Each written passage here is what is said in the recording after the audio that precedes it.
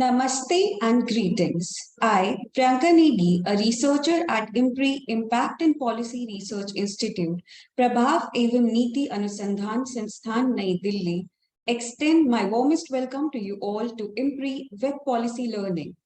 Today marks the inaugural day of understanding the nuances of climate change in the Indian subcontinent, impact and way forward. An online international monsoon school program, a 6-week immersive online introductory certificate training course. This program is organized by IMPRI Center for Environment, Climate Change and Sustainable Development. To kick things off, let's begin with a concise overview of the program. In the Anthropocene, if there is one thing that is going to shape the realpolitik of the world in the coming decades, then it can be summed up into 2 words: climate change. Climate change is an intricate and far-reaching phenomenon that has profound implications in every corner of the globe, including the Indian subcontinent.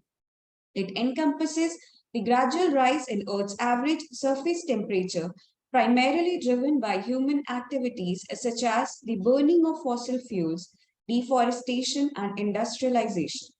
While the impacts of climate change are being experienced worldwide, certain regions, including the Indian subcontinent, are particularly vulnerable to its effects. The Indian subcontinent stands as one of the most climate vulnerable nations due to its expansive population, widespread poverty, and heavy reliance on agriculture and natural resources. The Indian subcontinent has a diverse geographical landscape encompassing vast deserts, fertile plains, towering mountain ranges, and an extensive coastline. Anthropogenic reasons for extreme weather events, including scorching heat waves, devastating droughts, destructive floods, agricultural losses, and formidable cyclones, have gripped the country. With climate change projected to exacerbate these already severe weather events, the region faces significant social, economic, and environmental consequences. The Indian subcontinent is grappling with a complex web of interrelated climate change impacts, demanding a coordinated and sustained response from various stakeholders, including individuals, organizations, communities, governments, civil society, and the private sector. In light of these pressing challenges, the IMPRI Center for Environment, Climate Change and Sustainable Development is proud to introduce a transformative course designed to catalyze discussions on climate change in the Indian subcontinent and countries of South Asia and foster effective awareness, adaptation, and mitigation strategies. This course offers participants a unique opportunity to delve into essential approaches and innovative solutions, enabling the region to cope effectively with these challenges and construct a more resilient future.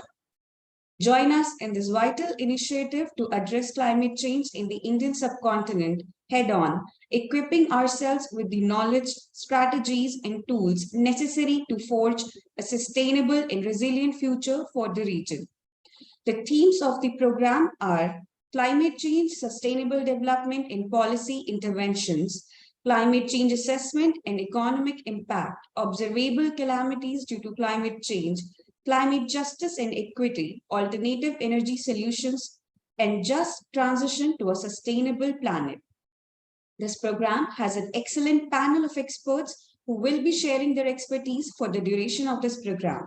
The distinguished expert panel includes Mr. Soumya Dutta, Professor Vibhuti Patel, Dr. Bamadev Sigdel, Professor Joy Shri Roy, Dr. Jabir Sayed, Professor Rekha Niyanthini, Mr. Himanshu Shekhar, Professor Anil K. Gupta, Dr. Yazul Ehsan, Mr. K.J. Joy, Ms. Bhargavi S. Rao, Mr. Arjun Senaviratne, Mr. Ashish Kothari, Dr. Aditya Gusai, Mr. Srinivas Krishnaswamy, Mr. Deependra Porel, Professor Sanjeevi Shantakumar, Dr. Khondekar Ghulam Muazzem, Mr. T.K. Arab. Our chair for the program is Mr. Tikendra Singh Pawar ji, Senior Fellow, IMPRI, former Deputy Mayor Shimla, Himachal Pradesh. The conveners for the program from IMPRI are Dr. Simi Mehta and Dr. Arjun Kumar. Proceeding further, I heartily welcome you all to this course Understanding the Nuances of Climate Change in the Indian Subcontinent, Impact and Way Forward. Here in this program, we come together with a shared goal to deepen our understanding of climate change and collaborate towards building a better, more sustainable and resilient future. We sincerely appreciate your valuable time, energy, and contributions towards understanding and engaging with this significant issue. Thank you for your active involvement and commitment to making a difference, and thank you for joining us on this transformative journey. We have also shared the course outline and reading resources via email for your kind reference and perusal. Before we start today's session, I would like to announce the housekeeping rules. It is imperative that you join the meeting on time. There will be a Q&A session after each presentation. Share your questions in the Q&A box and not in the chat box. The questions must not be posted as an anonymous attendee. Ensure that your questions are precise. Refrain from making general comments in the question to save time. Our theme for day one is climate change, sustainable development, and policy interventions. Sessions for today include contextualizing climate change in South Asia with a special focus on its impact by Mr. Soumya Dattaji, Gender and Climate Change by Professor Vibhuti Patel, Climate Change, Policy Intervention and Sustainable Development by Dr. Bamadev Sigdel. Now, without any further ado, let's start the program. It is my honor and privilege to invite the chair for the program, Mr. Tikendra Singh Pawarji, to start the program with his opening chair remarks. Priyanka, can you hear me? Yes, sir. Okay, great. Thank you so much. And I'm extremely sorry for my delayed, joining this program. I was stuck. I was coming from Delhi and I never knew whether I'll reach Simla on time or not.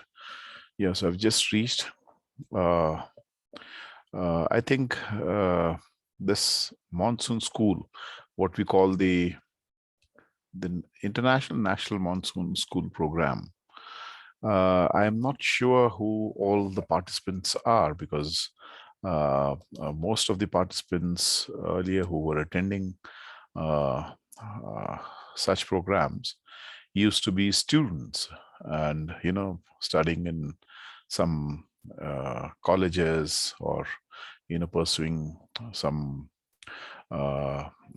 even post-graduation at some of the places. I'm not sure what is I mean, what types of students we have, but I believe all of us here are gathered today to start this. It's a very long program, which we call the 6-week immersive online program. Immersive means you just immerse into it. You just join the discussion.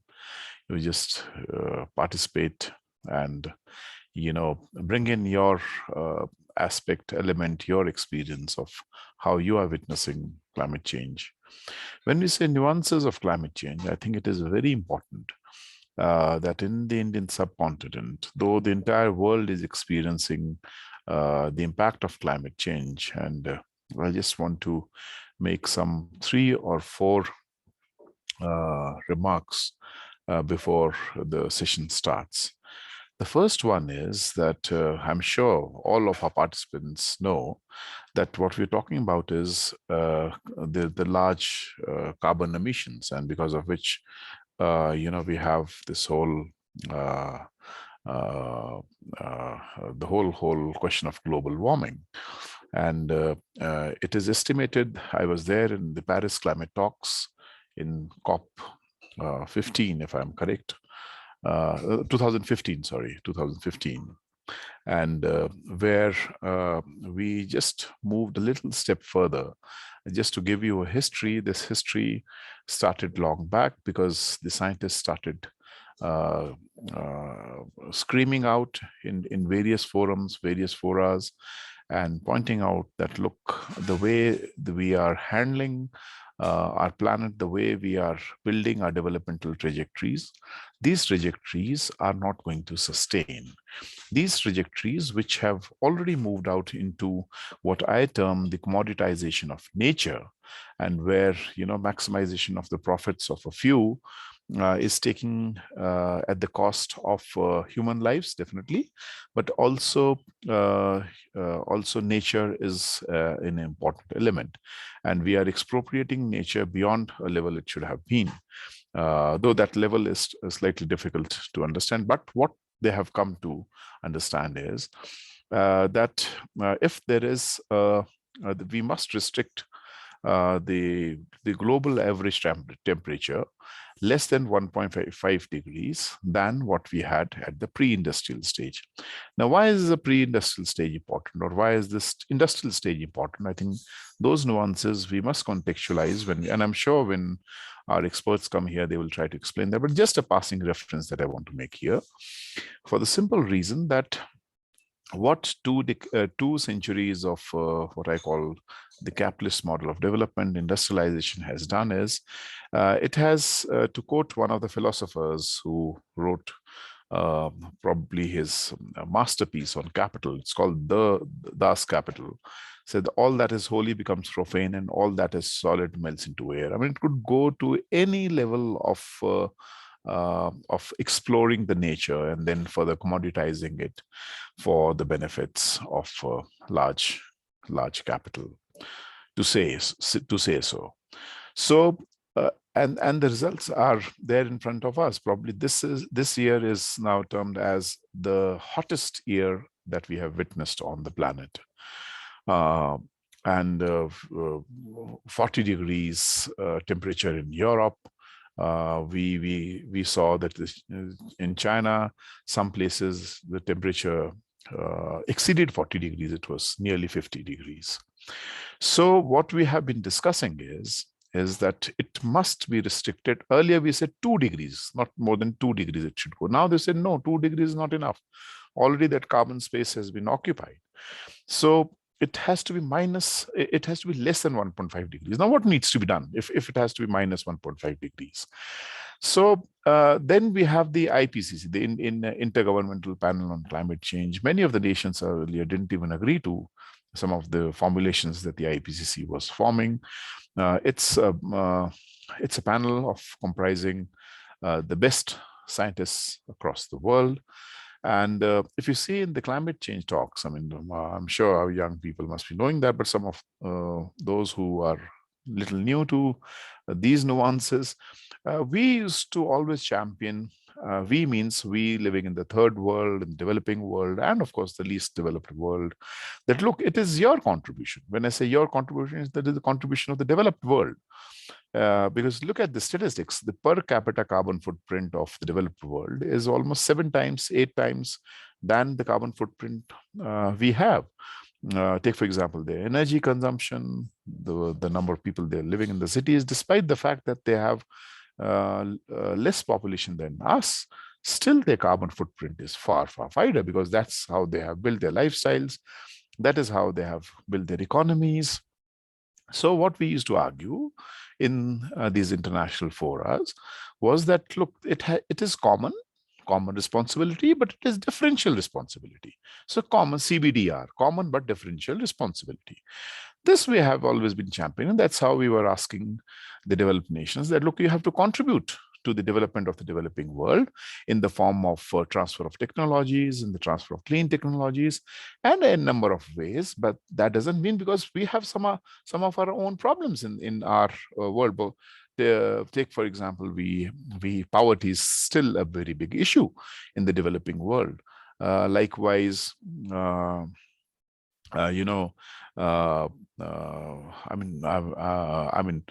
proper livelihoods is such a very big issue. So how do we engage with this question? And that's how the common but differential responsibility emerged, and they were supposed to transfer it. That's how we clinched it in Paris climate talks. That look, 100 billion is what they're supposed to transfer in the form of grants, in the form of various issues. We all know nothing of the sort has happened. Not even 20%, 30% has happened. The developed world continues to harp on the same agenda. At the same time, we have a very interesting work. I mean, all those who are interested to know must go into this very interesting work of some of the scientists. I said IPCC is definitely is the IPCC 6 report. I'll come to that. But at the same time, it's called this Anatomy of a Silent Crisis. Again, it's a UN scientists report collated a few years ago, where it brings out the whole question of climate justice. So the second question that we have, the nuances when you talk about in the Indian subcontinent, is that we have to speak about climate justice, because it's a question of our survival. I mean, somebody continues to increase the carbon footprint, but we get the result of it. I mean, you know, and the current monsoon that we're witnessing is one of the manifestations of it. So having said that, let me also bring another interesting fact to you all, is that if you see the total number of carbon emissions, the total carbon emissions that have happened in the last 4 decades equals to almost the carbon emissions that have taken place in the last, say, since the evolution of mankind. So what is it that has happened in the last 4 decades? We must keep that in mind. And to these carbon emissions, if you see, who are the largest contributors? The largest contributors happens to be not more than 30 or 40 large transnational corporations who are into cement production, who are into fossil fuel production. So we know where the problem lies, but are we ready to? So that's what I speak about carbon mitigation. I mean, still the developed world continues to harp on the same form of developmental economics, developmental trajectories. And that doesn't mean that the developing world should also follow the same trajectory. So what is it? I think when the experts turn up, I'm sure they will be able to talk about that. So I think the 2-3 areas when we speak about in the Indian subcontinent must be taken into consideration.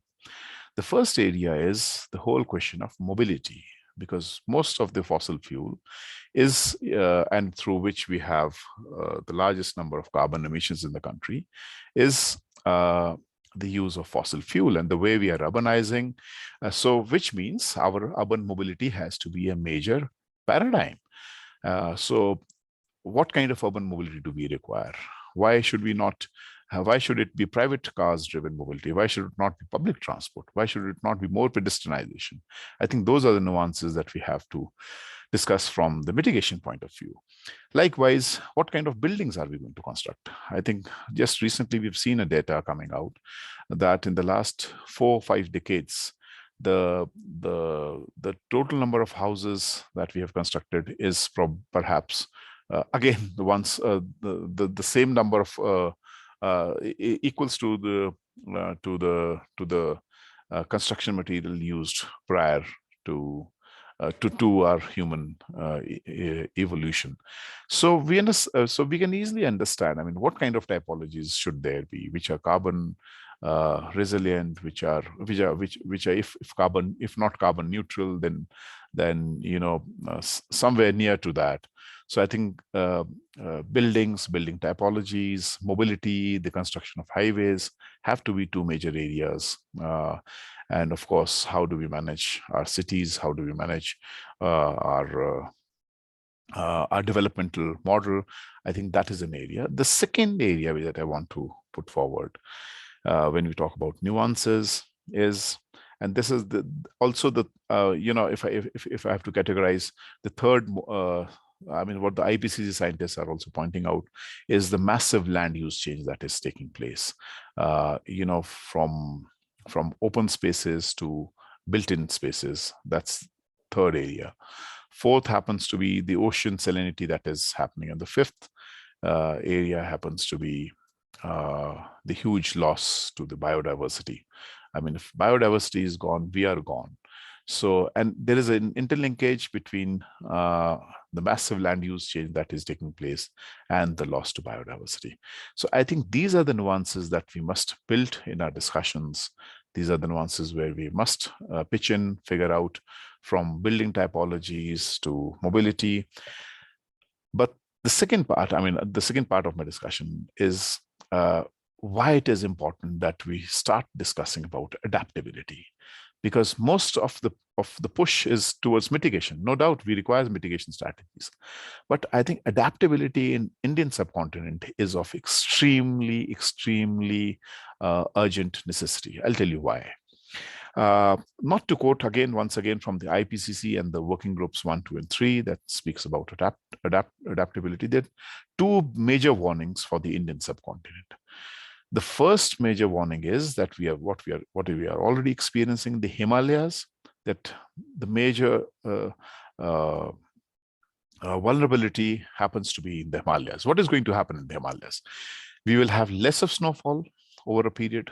We know what does that mean.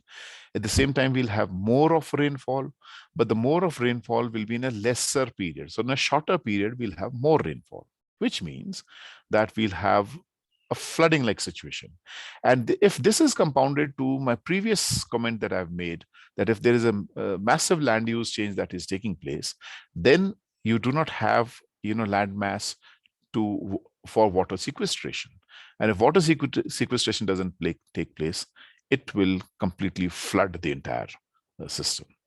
So therefore, the kind of developmental trajectories we're building come to Himalayas, we don't require 4 lanes. Now, that's why I said I was not sure whether I'll reach Simla, because my road is completely gone. It's gone, torn, it's washed away. So, and then we are building our Char Dham Yatras. We want lots of tourists to visit. We are also building our hydropower projects. Do we require such hydropower projects or not? And then we are constructing tunnels. So adaptability is such an important issue, because if we do not, then we are ruined. We are doomed completely. Already Joshimath we have seen how things have happened in some of the villages in Himachal Pradesh, where they have even lost their identity. They had to be displaced. And this year, if someone has to learn the impact of climate change, so there is an oceanic rise in temperature. At the same time, there's a mix of the southwestern western monsoon with the northwestern disturbances, and that's leading to this high level of precipitation. That is bound to happen. These incidents are not going to reduce. How are we adapted to it? We have to be adapted to it. What Ian McHarg wrote some 60 years ago, planning with nature. It can't be minus nature. We cannot just understand. So, my point is that we, being organic intellectuals, all those participants who are here, of course, you'll get certificates, but also try to engage with the communities, try to go back to the people, try to raise these voices wherever you are, not just your academic papers. Of course, they are important, Priyanka, for all of them, but at the same time, I think that is also very important for astronomers. So that's one. The second thing that we are finding in the Indian subcontinent is the coastal cities, coastal towns, and the coastal areas, because that is where we'll have lots of submergence taking place. According to an estimate, 20 years down the line, Mumbai may lose maybe 30% or 40% of its land mass if it continues to happen the way it is happening. Thirdly, we will also have the heat island effects. And the way we are constructing our highways. I remember in my childhood days when I used to travel from Delhi to Simla, there used to be trees on both sides of the road. Now the trees are gone. We have 4 lanes, 6 lanes, but the trees are completely gone. Just air-conditioned cars are not going to help you, support you for long. That's my caution. So how do we adapt to it? I think those are the points, the interventions that the young people must generate, raise their voices, organize movements, pitch in yourself wherever such things are happening. Don't allow the urban commons to be swallowed or usurped by any interest, I would say. Your playground is a far better place than a stadium. Your, small places, open spaces are far better than the real estate things that are coming up. So I think with those words, Priyanka and Arjun, if you're there, I really hope to witness some of the best minds coming up here, participating students, more students joining in. If you ask me the biggest crisis of this century, what is going to be the biggest crisis? Of course, the biggest crisis is going to be the economic crisis that we are already into it, but it is also compounded with the climate crisis. The tragedy is why I'm raising this whole question of climate justice. The tragedy is our contribution to the crisis is very nil, very negligible. But our vulnerability is extremely high. So this is a peculiar situation where you are not part of the crime, but you are part of the punishment. Now, how do we engage? How do we create nuances, situations, make our lives better, not miserable? Because the system, I have no two opinions saying, is still not able to grasp the reality.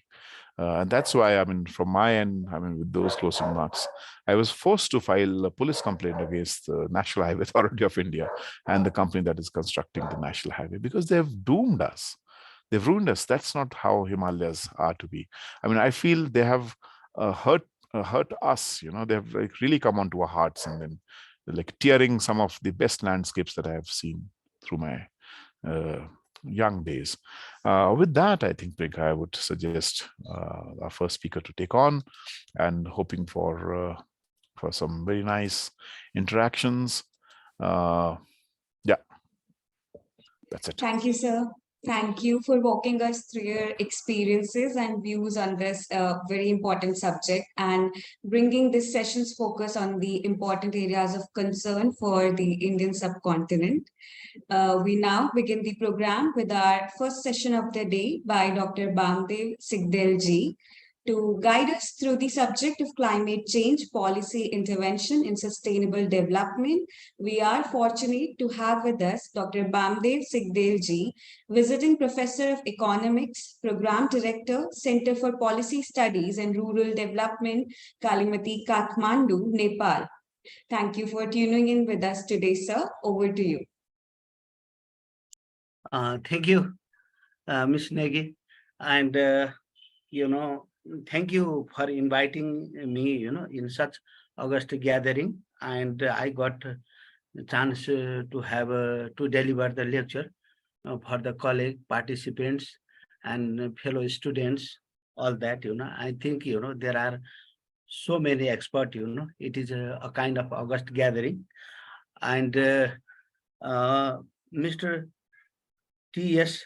Panwar, he already mentioned on the various facets of climate change and notions of climate change and how we can, cope with, how should we cope such phenomena. It is an ongoing process. And I would like to thank Dr. Arun, Dr. Simi, and you guys all. And I'm very grateful to IMPRI to inviting me to take the class on such an occasion. That is especially for a 6-week immersive online course. Thank you. I will start. I'm going to start. Yes, you can share the screen, sir. Sure. Yes.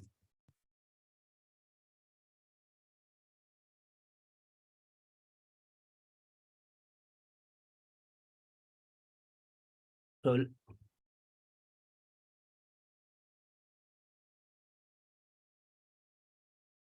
Perfect. So you can go full screen. yeah, sure.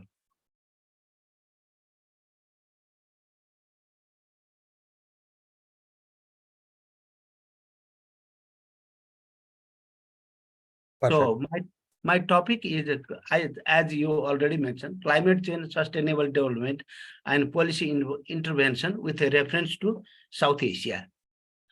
So climate change refers to a change in the state of the climate that can be identified by changes in the mean and or the variabilities of properties, and that persist for an extended period, typically decade or longer. A small change in the average temperature of the planet can translate to a large and potentially dangerous shift in the climate and weather. Well, South Asia, home about 1.5 billion, it might be more now, nearly a third of whom are still living in poverty, abject poverty, faces a major challenges of achieving rapid sustainable economic growth to reduce culture of poverty and attain sustainable social development SDGs in an era of accentuated risks posed by global climate change. Impact of climate change are likely to result a huge economic, social, and environmental damage to the South Asian countries, comprising their growth potential and poverty reduction effort. South Asian, let us look the economic scenario of South Asian countries. Well, you know, India, Pakistan, Bangladesh are the highly populous country in South Asia, whereas Bhutan, Nepal, Afghanistan, they have less population. And if we talk of poverty, you know, Afghanistan has more poverty level, that is 49.4%, followed by, you know, Pakistan, Bangladesh, Sri Lanka, Nepal, and India. And annual, when we talk of annual GDP growth rate, Pakistan GDP going to minus 20.7, whereas, you know, Maldives has wonderful growth rate, 12.3%, followed by Pakistan and India, then after comes Nepal. When we talk of GDP per capita, Maldives has more GDP per capita than that of other countries. And the inflation in Afghanistan is 13%, while Sri Lanka had, you know, financial crisis, and it got, you know, hyperinflation, 46.4%, followed by other countries. So climate change and consequences in South Asia. South Asian countries are facing increased frequency and magnitude of extreme weather events resulting to flooding, landslides, damage of property and infrastructure, devastation of agricultural crops, reduction of hydropower generation, and negative impact on human health. Additionally, the coastal area of Bangladesh, India, Maldives, and Sri Lanka are at high risk from projected sea level rise, which may result in displacement of human settlement, loss of agricultural land, and negative impact on tourism and fisheries. And projected loss from climate change in GDP per capita for South Asian countries are higher than the global average, about 7%, with Bhutan facing a potential loss of 18%, Nepal 13%, India 10%, Pakistan 10%, in 2100. It has been witnessed that the reduction in availability of water in South Asia will also threaten food, drinking water, and energy security in the region. And when we talk of, you know, the impact of climate change, the glacier mountain, the Himalayan mountain melting like ice cream cone, you know, you can see the picture. And climate change impact in Hindu Kush area, glacier melting, you know, it was borrowed from Kathmandu Post. Similarly, we can see the landslide that was happened in, you know, Nepal last year. And mudslide, you know, that was happened in eastern part of Nepal. And one of the drinking water project, you know, Melamchi Ayojana, which was totally damaged by, you know, mudslide and landslide, you know, and it was very terrible incident, and so many, you know, people died, and the houses were, you know, buried in mud by that time. And the scenario of climate change, you know, the impact of climate change we can witness here too. And the, you know, crops were destroyed by the flood, you know, in Tarai region. That was happened in last year in Nepal. So when we talk of sustainable development, new thought on the development discipline, it is a new thought in the development discipline. Greenhouse gases is considered as the major force is causing the accelerated climate change. Earth average temperature has risen by 1.5 degree F over the past century, and it projected to rise another 0.5 F to 8.6 F over the next 100 years. Sustainable development. When we talk of sustainable development is a phenomena wherein the demand of the present generation to optimally satisfied without compromising the vital needs of future generation. The concept of sustainable development stresses on the need of utilizing the country's biophysical resources in the most productive manner without damaging or depleting these resources. As Mr. Panwar, he already mentioned during the introductory, chair session.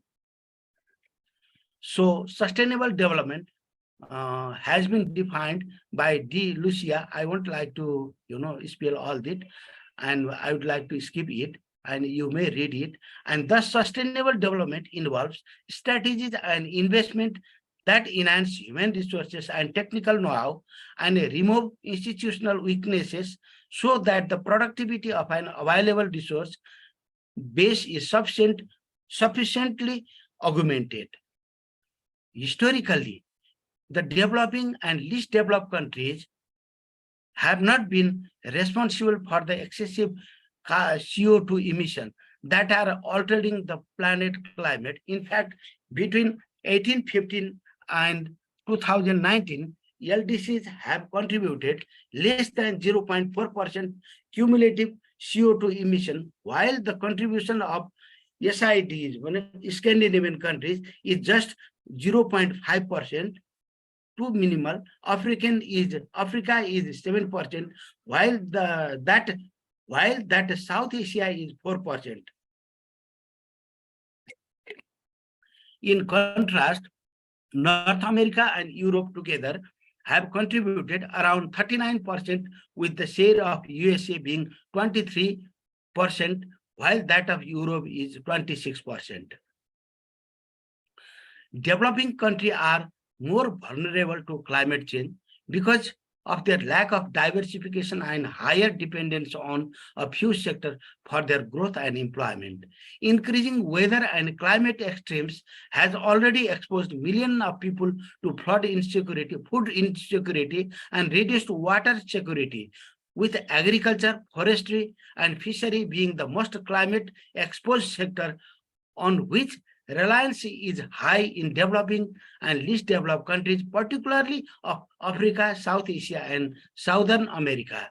As pointed out in the fourth assessment report of the Intergovernmental Panel on Climate Change, IPCC, in 2007, South Asia is likely to be one of the regions that will measure causality of all negative impact in climate change, such as a reduced availability of water due to reduced snow melt in Hindu Kush region, glaciers, erratic pattern of monsoon rain, reduced agriculture yields due to high temperature and intensification of extreme events such as droughts and floods, tsunami, hurricane, wind storm, sea level rise, reduction in availability of water for drink and crop cultivation, and energy insecurity in the region. More than half of all South Asian countries, or 750 million people in the 8 countries, Afghanistan, Bangladesh, Bhutan, Nepal, India, Maldives, Pakistan, Sri Lanka, have been affected by one or more climate-related disasters in the last 2 decades. Primary climate-related risks in South Asia are flood damage, food and water insecurity, extreme heat from rising temperature. The projected loss from climate change in GDP per capita for South Asian countries are higher than the global average, about 7%, with Bhutan facing a potential loss of 18%, Nepal 13%, India 10%, and Pakistan 10% in 2100. Global warming is causing the melting of glaciers in the Himalayas. In short term, this means increased risks of flooding, erosion, mudslides, glove in Nepal, Bangladesh, Pakistan, and North India during the wet season. Melting of snow coincide with the summer monsoon season. Any intensification of the monsoon and or increase in the melting like to contribute flood disasters in a Himalayan catchment. Impact of climate change in sector as agriculture, forest ecosystem, water resource, health, energy is immense in South Asia. Higher temperature and elevated CO2 level will initially cause increased photosynthesis, but beyond the physiological limits of crop, productivity will be reduced. Under the extreme condition, warming will lead to severe drought, flood that is happening in South Asia, storms, and ultimately damage the crop. And it has been projected that under the elevated temperatures of CO2 and the CO2 conditions, the tropical and subtropical regions of Bangladesh, Bhutan, India, and Sri Lanka will experience a decline in rice yield, which is main staple of consumption by the majority of people of South Asia, as much as 23% by 2080. It has been projected. Climate change is predicted to cause marked change in seasonal availability of water. This will have serious consequences on important water resources that feed the large river in South Asia. Reduced water availability during the summer monsoon month in South Asia will have serious impact on agriculture and hydropower generation too. Water supply situation in Bangladesh, Bhutan, Nepal, Sri Lanka is still at comfortable position. However, due to variation in intensity and distribution of rainfall, the South Asian region overall will experience water deficit, particularly in India, whose water deficit will be roughly 300 billion cubic meter by 2030. It has been projected somewhere else. I have quoted. And climate and adverse weather events are expected to cause a general increase in the number of cases of both vector and waterborne diseases too.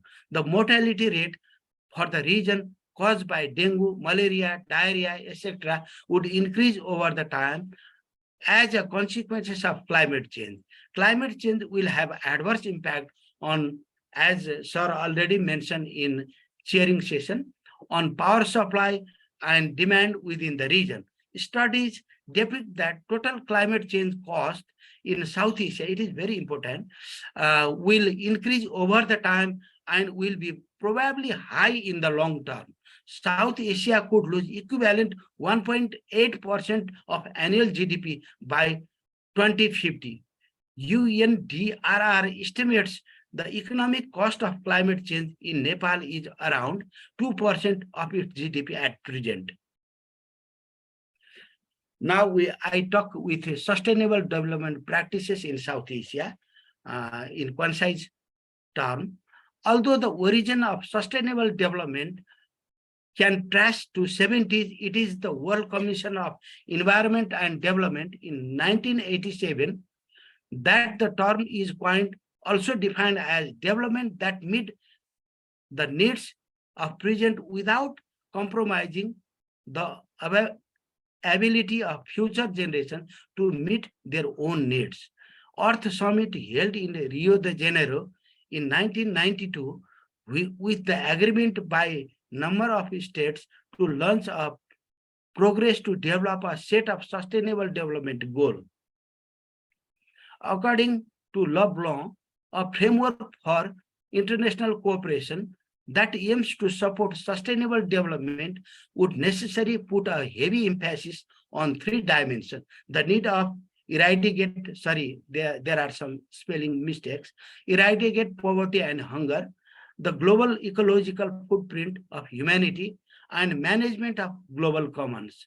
The overall goal of sustainable development is the long-term stability of the economy and environment.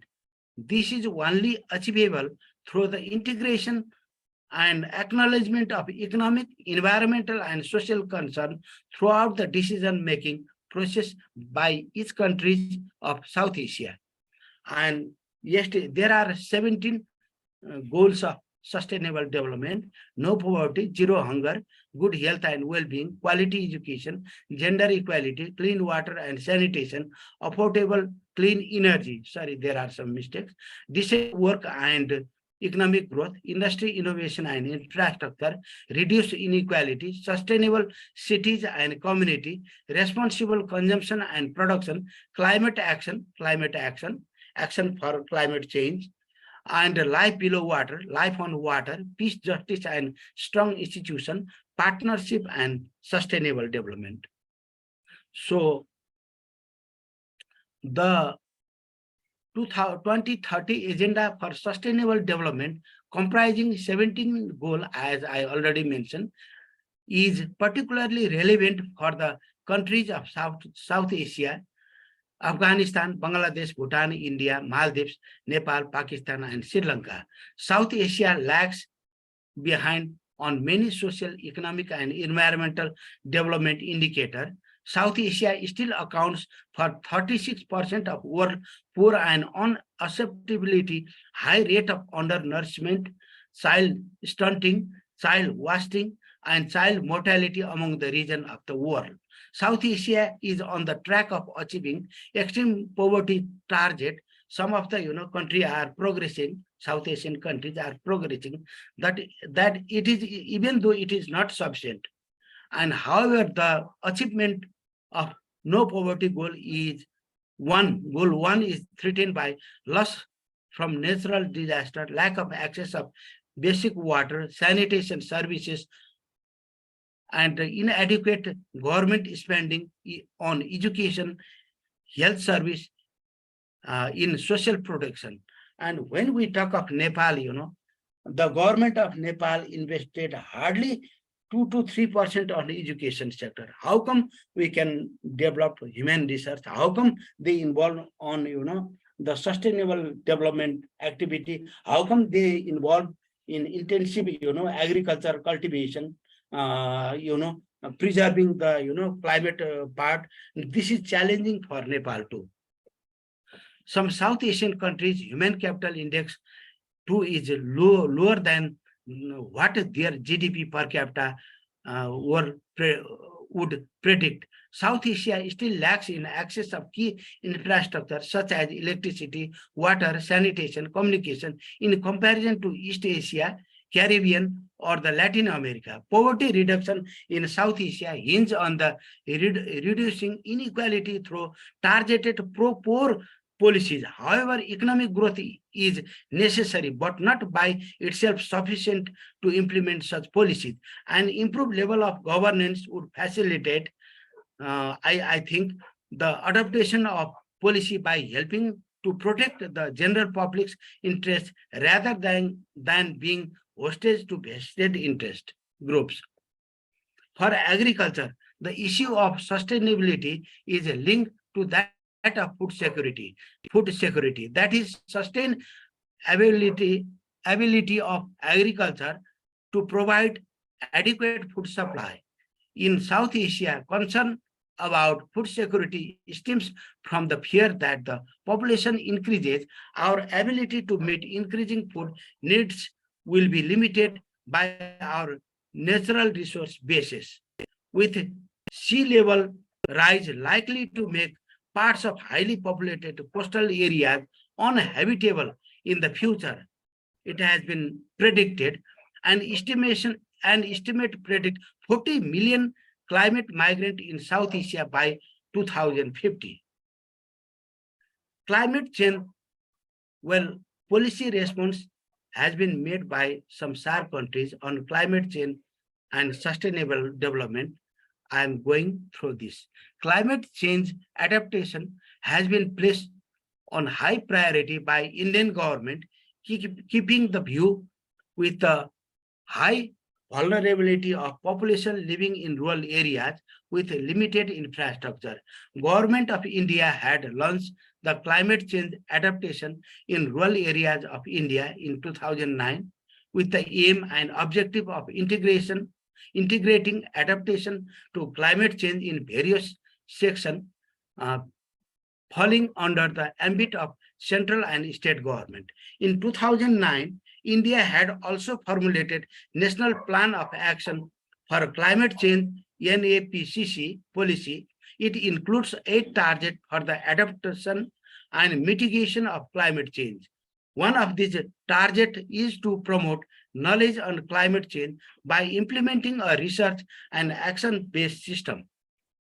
Similarly, Bangladesh government is aware of the importance of climate change. It had signed UNFCCC in 1992 and had participated in the US Climate Change Country Study Program. Had prepared its emission inventory and vulnerability assessment in 1994. Bangladesh had also completed a national adaptation plan for action in 2005. Bangladesh had prepared climate change strategy and action plan 2008 and national plan for disaster management in 2017. Thus, its climate change policy includes action points for disaster management, infrastructure and research, knowledge and knowledge management. With this policy context, research and knowledge management are intended to predict the likely scale of timing of change, climate change impact in different sectors.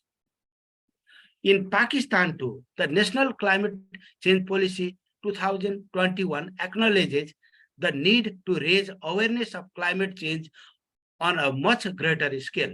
For this, it aims to develop a climate change awareness program which will involve communities and guide them on sustainable management practices for forest, water, and energy.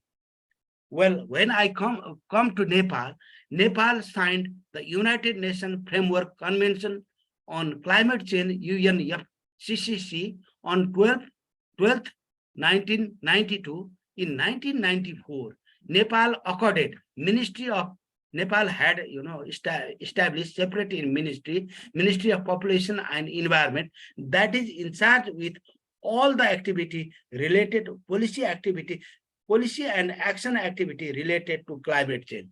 The focal ministry, it is focal ministry too for initiating the activity of UNFCCC, which was committed by Nepal in 1992 and is coordinator on climate related activities. And the key policy intervention in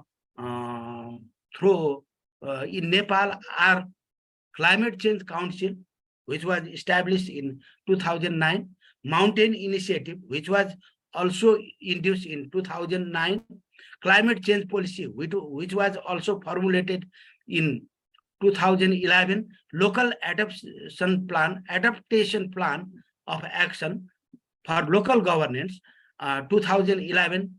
Nepal is very vulnerable to climate change, and this problem may be alleviated by the fact of country's fragile ecosystem, uneven topography, high dependency on agriculture, and construction of hydropower, and some highways to and low profile of GDP growth.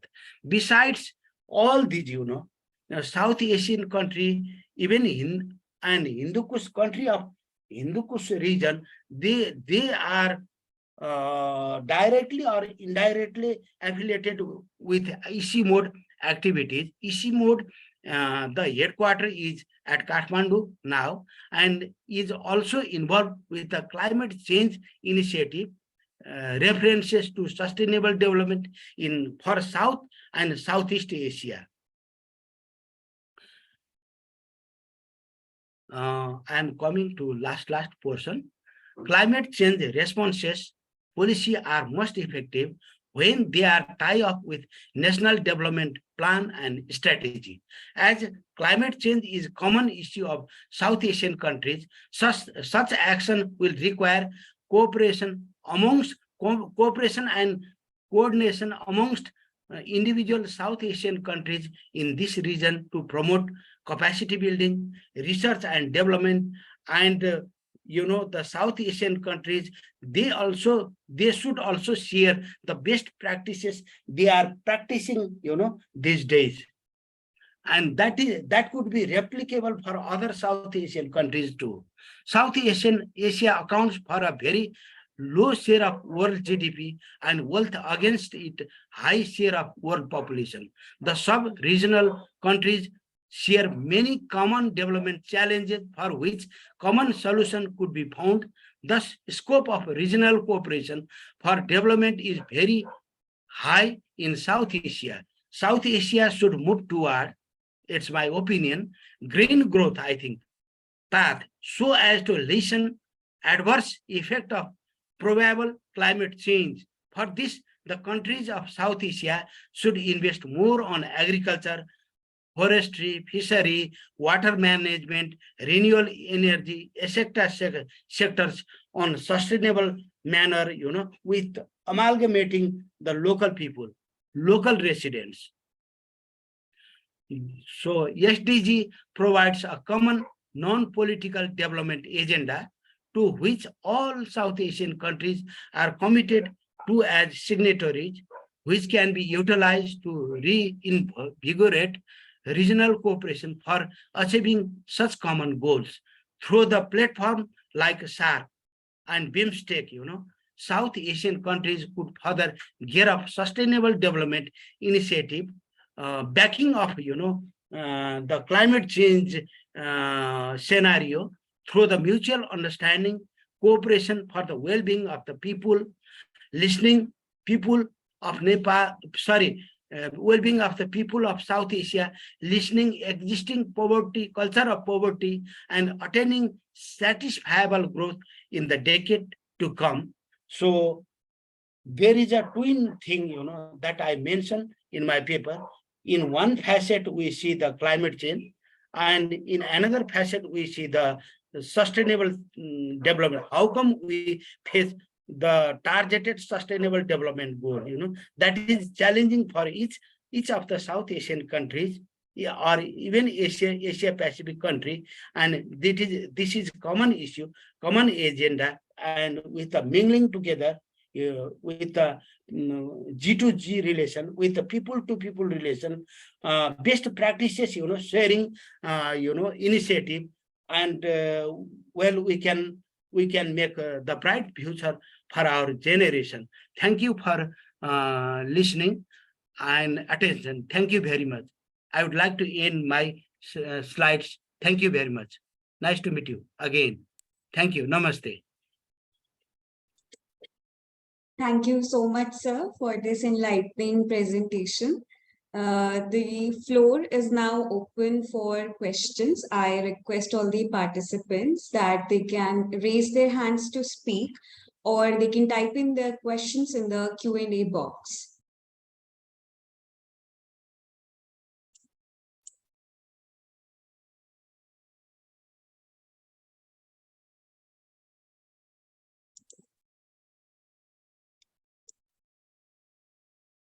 We have a question from Karishma Talreja ji.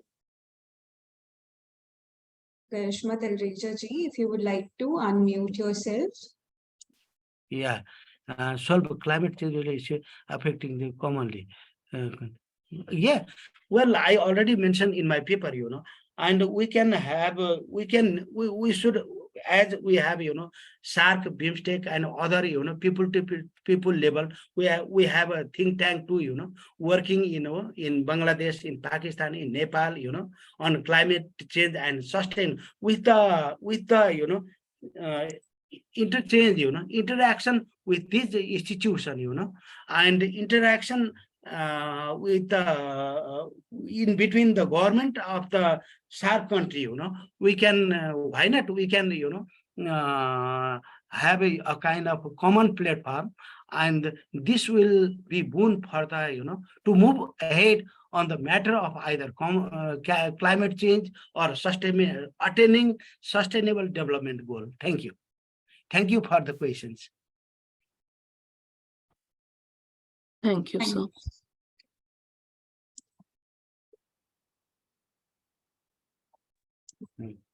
Well, another question I got: how are urban poor facing climate injustice in city?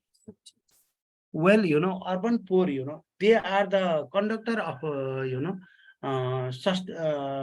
development. I think, the slums area, if they had to pick up the, the rubbish thing, and the climate would be more worse, they are the conductor of development. So, and uh, even they are working for the at a grassroots level on the sustainable development and to preserve the climate, and they are bypassed by the government policy and activities. Only the likely minded NGOs, INGOs, they are working in South Asian countries. I think if we have a kind of cooperation among INGOs, NGOs working in South Asian countries, and if we can make a roadmap, and that we can prescribe to the corresponding government, then their injustice could be justified, in the days to come. Thank you.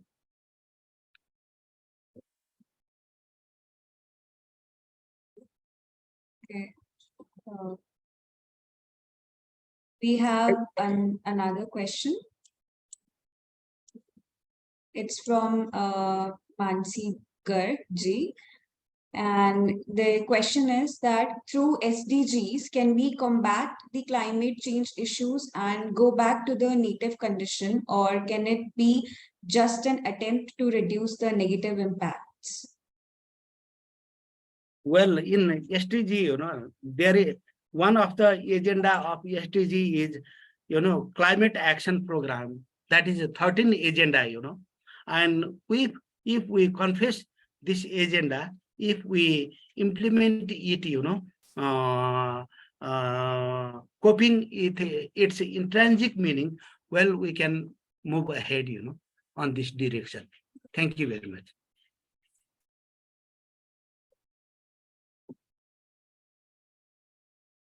Do we have any more questions? Okay. There's one. Yes. Vedhe ji, okay, you can read it out. Okay. Yeah. Two more questions. Yeah. Yes, we have two more questions. I'll go ahead with Vaidehiji's questions first.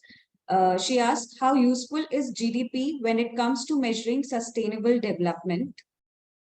And should I take the second question as well? Sometimes GDP has been considered as, measuring rod, of, sustainable development, but it may not be, only the, device. And there are other, the sustainable development, if we have to measure meaningfully sustainable development, then we have to think of the level of happiness as it did by, Bhutan. Happiness index we can make, and, multi-dimensional poverty, index. Under that, we kept so many things, in a basket, and we calculate, the poverty level and the growth, and the only GDP is not sufficient, to measure the sustainable development. The other things that we have to consider, too. Okay. So we have another question from Amit Agarwal ji. He says, hello panelists, I have a question regarding Sri Lanka's abrupt ban and import of agrochemicals in 2021. This sudden regulatory change led to a decrease in rice production by 20% within 6 months. Also, this led to sparked inflation and currency depreciation due to BOP crisis. What can be the possible alternative to it? Well, it is about Sri Lanka, and Sri Lanka got a crisis, and now it is recovering, well, Sri Lanka, it banned the agrochemical because, it induced organic chemical, due to that, the production of rice, it dropped drastically, when it gone through the, organic, farming. the production, the yield output, drop, and that may be the cause, that may be the cause for the inflation. As as there is a supply bottleneck and less supply and demand is high, inflation automatically rises, and supply side, supply prone, inflation that happened in Sri Lanka. I think so. Thank you very much. Thank you very much, sir. This was a very informative session, and we look forward to having you at the IMPRI Web Policy Talk in the future as well. Thank you so much for joining us Nice today. to meet you. Bye. Thank you. Moving along to our second session of the day on gender and climate change by Professor Vibhuti Patel ji. To discuss the intersection of gender and climate change, we have with us Professor Vibhuti Patel ji, visiting distinguished professor, IMPRI, Vice President, Indian Association of Women's Studies, IAWS. Thank you for joining us today, ma'am. Over to you.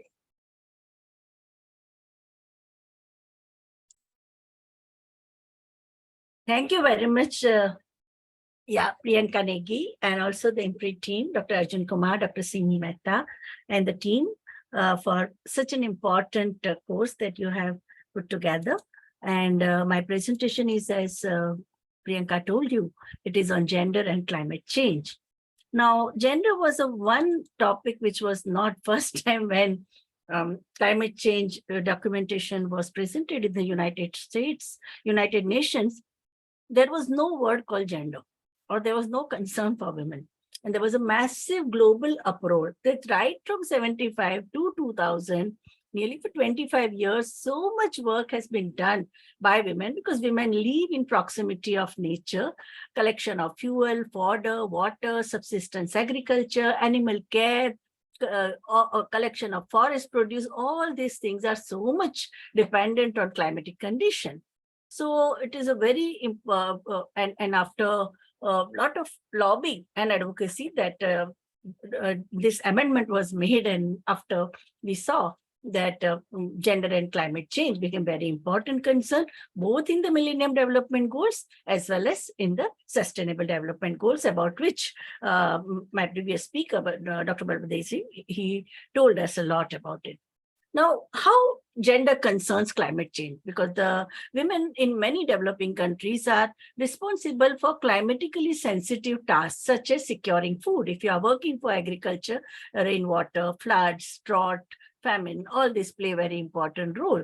We have seen what happened during tsunami, the massive destruction that happened in several Asian countries. It was a major, most of the Southeast Asian and South Asian countries were affected by tsunami waves, and it was a massive destruction of agriculture, and food security had also happened, along with fisheries and the sea products, and also the human miseries and the destruction that took place.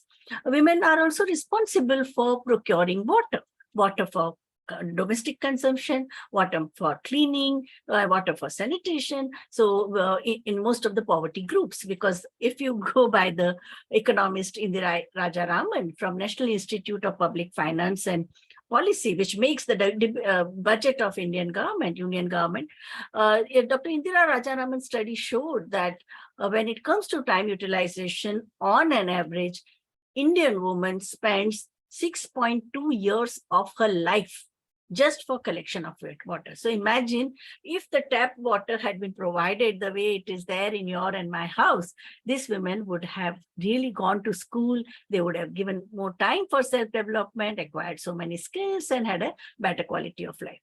Second one is that question of energy, because we know that the kind of energy in the tribal areas, so many times they have to use tire, they use coconut shell, they use fossil fuel, they use cow dung cake. All this, why do they do? Because there is no clean energy available to them.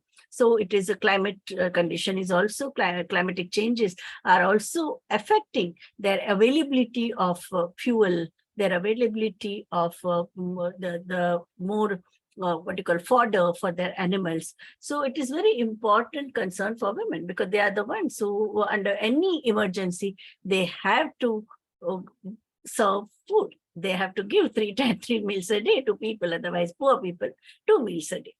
The effect of climate change, such as drought or floods or coastal erosion, which is taking place in a big way because of the reclamation that is happening, and the sea waves have also now become far more naughty and uncontrollable.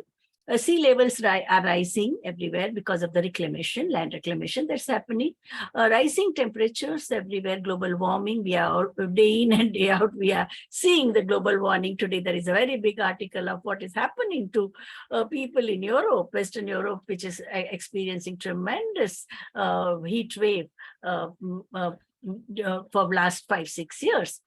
So all these things put pressure on women to shoulder the adverse consequences of household. What are the adverse consequences of household? Mainly food security is affected. People, if there is a scarcity and deprivation, which results into domestic violence, which results into massive stress on women. And whenever you don't have, you must have seen some of you like Mother India, okay, that movie. When she doesn't have any food, what do? They have to search for roots and tuber and these things. So all these things women have to do when there is no regular food supply.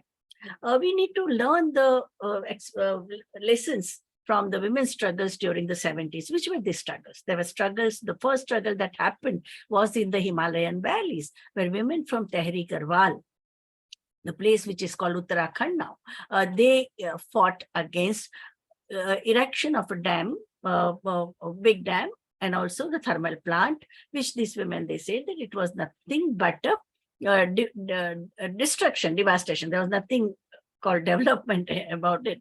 There was also timber mafia. They were arbitrarily felling trees from Himalayas. And what happened?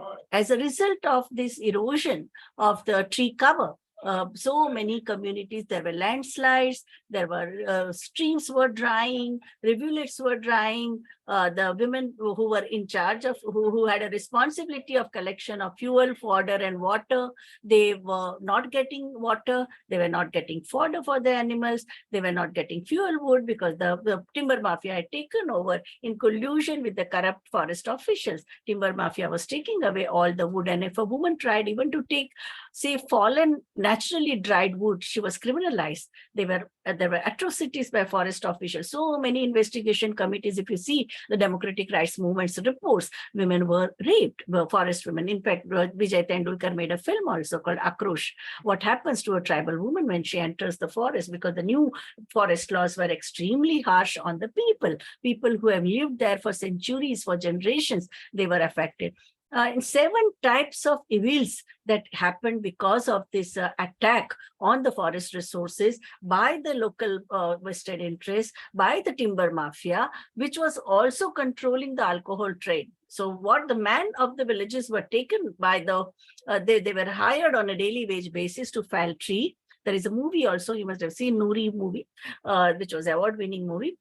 So they were taken, they were given daily wages. And when in the evening, when they were given wages, the same timber mafia, they also were, along with the wage, the notes of rupees, they were also giving them alcohol bottle.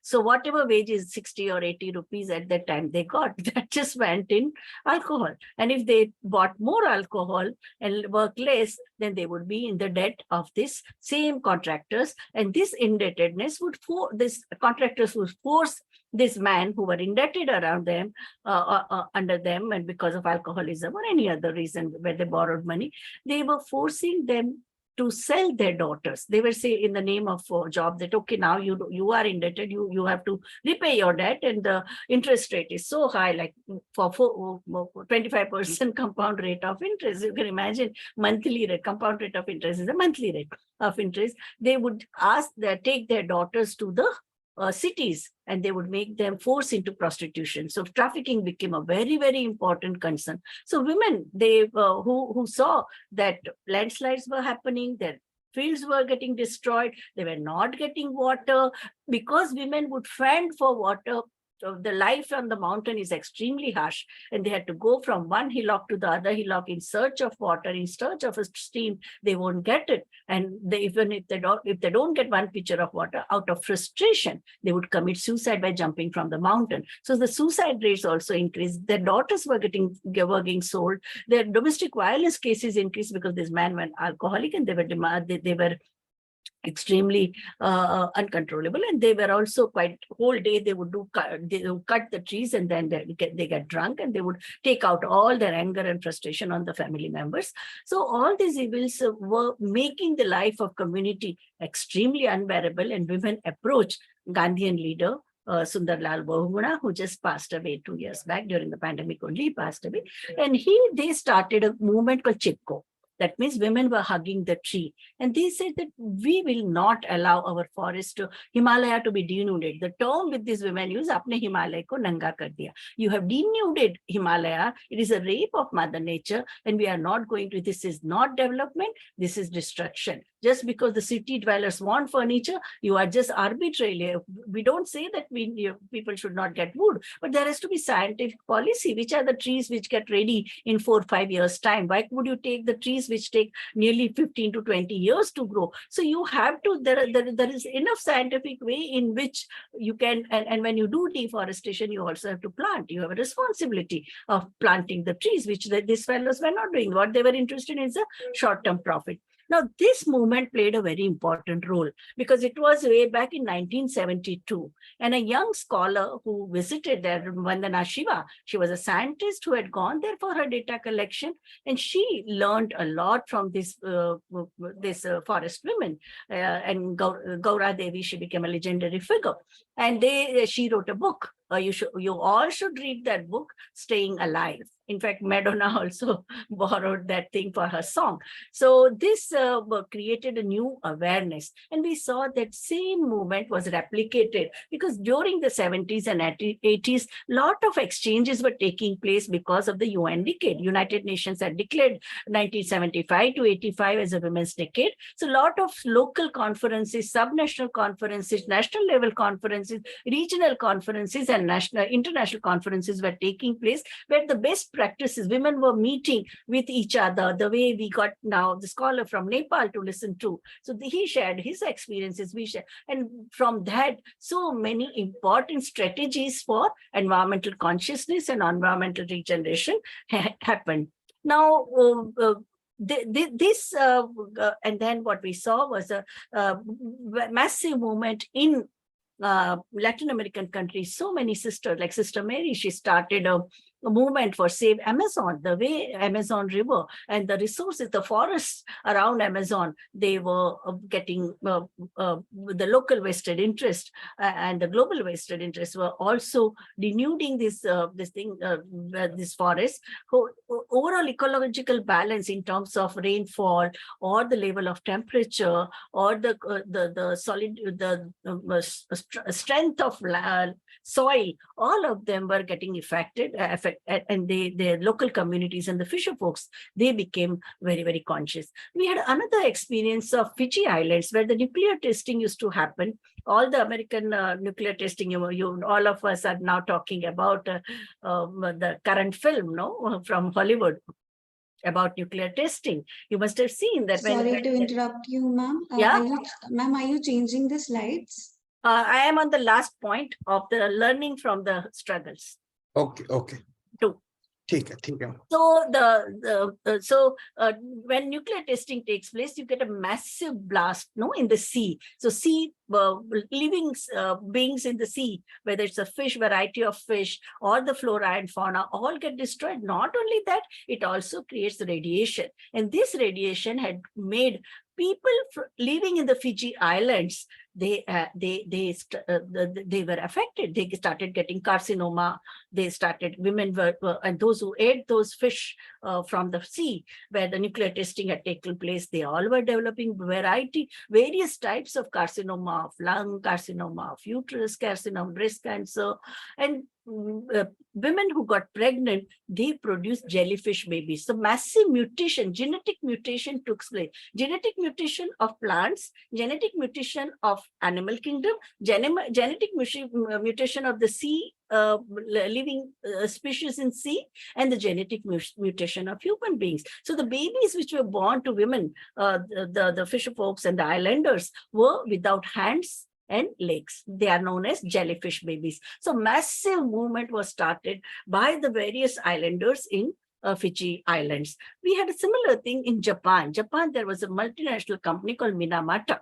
Minamata was releasing the mercury poisoning. The product after the pollutants of the factory were released in sea, and it was a mercury. So mercury poisoning just killed the whole variety of fish in the sea, and the people who were there, like the fisher folk communities who were in the proximity and who were eating those fish or the sea products or whatever, they also developed many diseases, mainly carcinoma, and also the mutation of their babies. And the big movement also came up in Japan, and that was the time where 8mm films were people would just make, the filmmakers, we lay people could not make films. So those days, there was 8mm films. The documentary, it was the rise of a documentary culture of documentary film culture. So all these documentaries, these activists would take in the international conferences, regional conferences,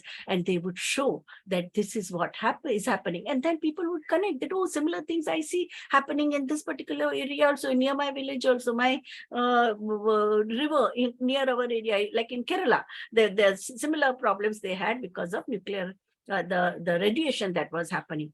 So what we say that the women all over the world, and then Princess Diana also took up the question of landmines, that the landmines had created so many people became lame. The napalm bomb, which was thrown on Vietnam by American war against Vietnam, had also created 40% in 1975 when Vietnam became independent. It had 40% disabled population. Person without eye or hand or leg or vital organs, mainly because the napalm bomb was environmentally also damaging, because it just upset the because the bomb had so many chemicals which ruined Vietnamese soil. It took Vietnam nearly 50 years to get over the harmful impact of the bombing and all. So we saw that through various routes, the consciousness about environmental issues increased, and women started questioning that, okay, if we take firewood, we also plant trees, no? We live in the same place. We take the dry wood we take for cooking, but at the same time, we are the ones who have lived in the forest. We treat trees as our own gods, because if you see the tribal gods and goddesses, most of them are from nature. While commercial vested interests only exploit forest resources and forest dwellers, like these women from Irula tribe.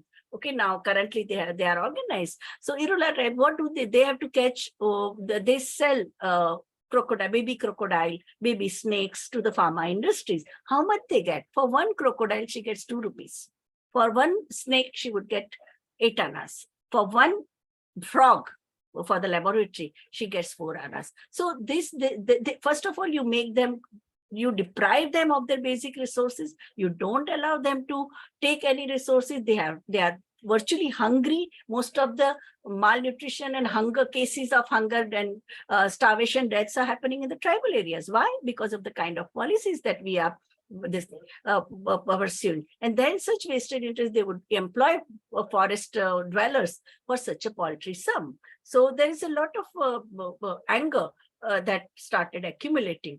Now, women are, they are extremely, the unequal access that women have in terms of information, because we don't, about the environmental issues, scientific issues, we never include women in the decision making, nor do we even invite them for the workshops and all. So both informations and resources, there is an unequal access to women.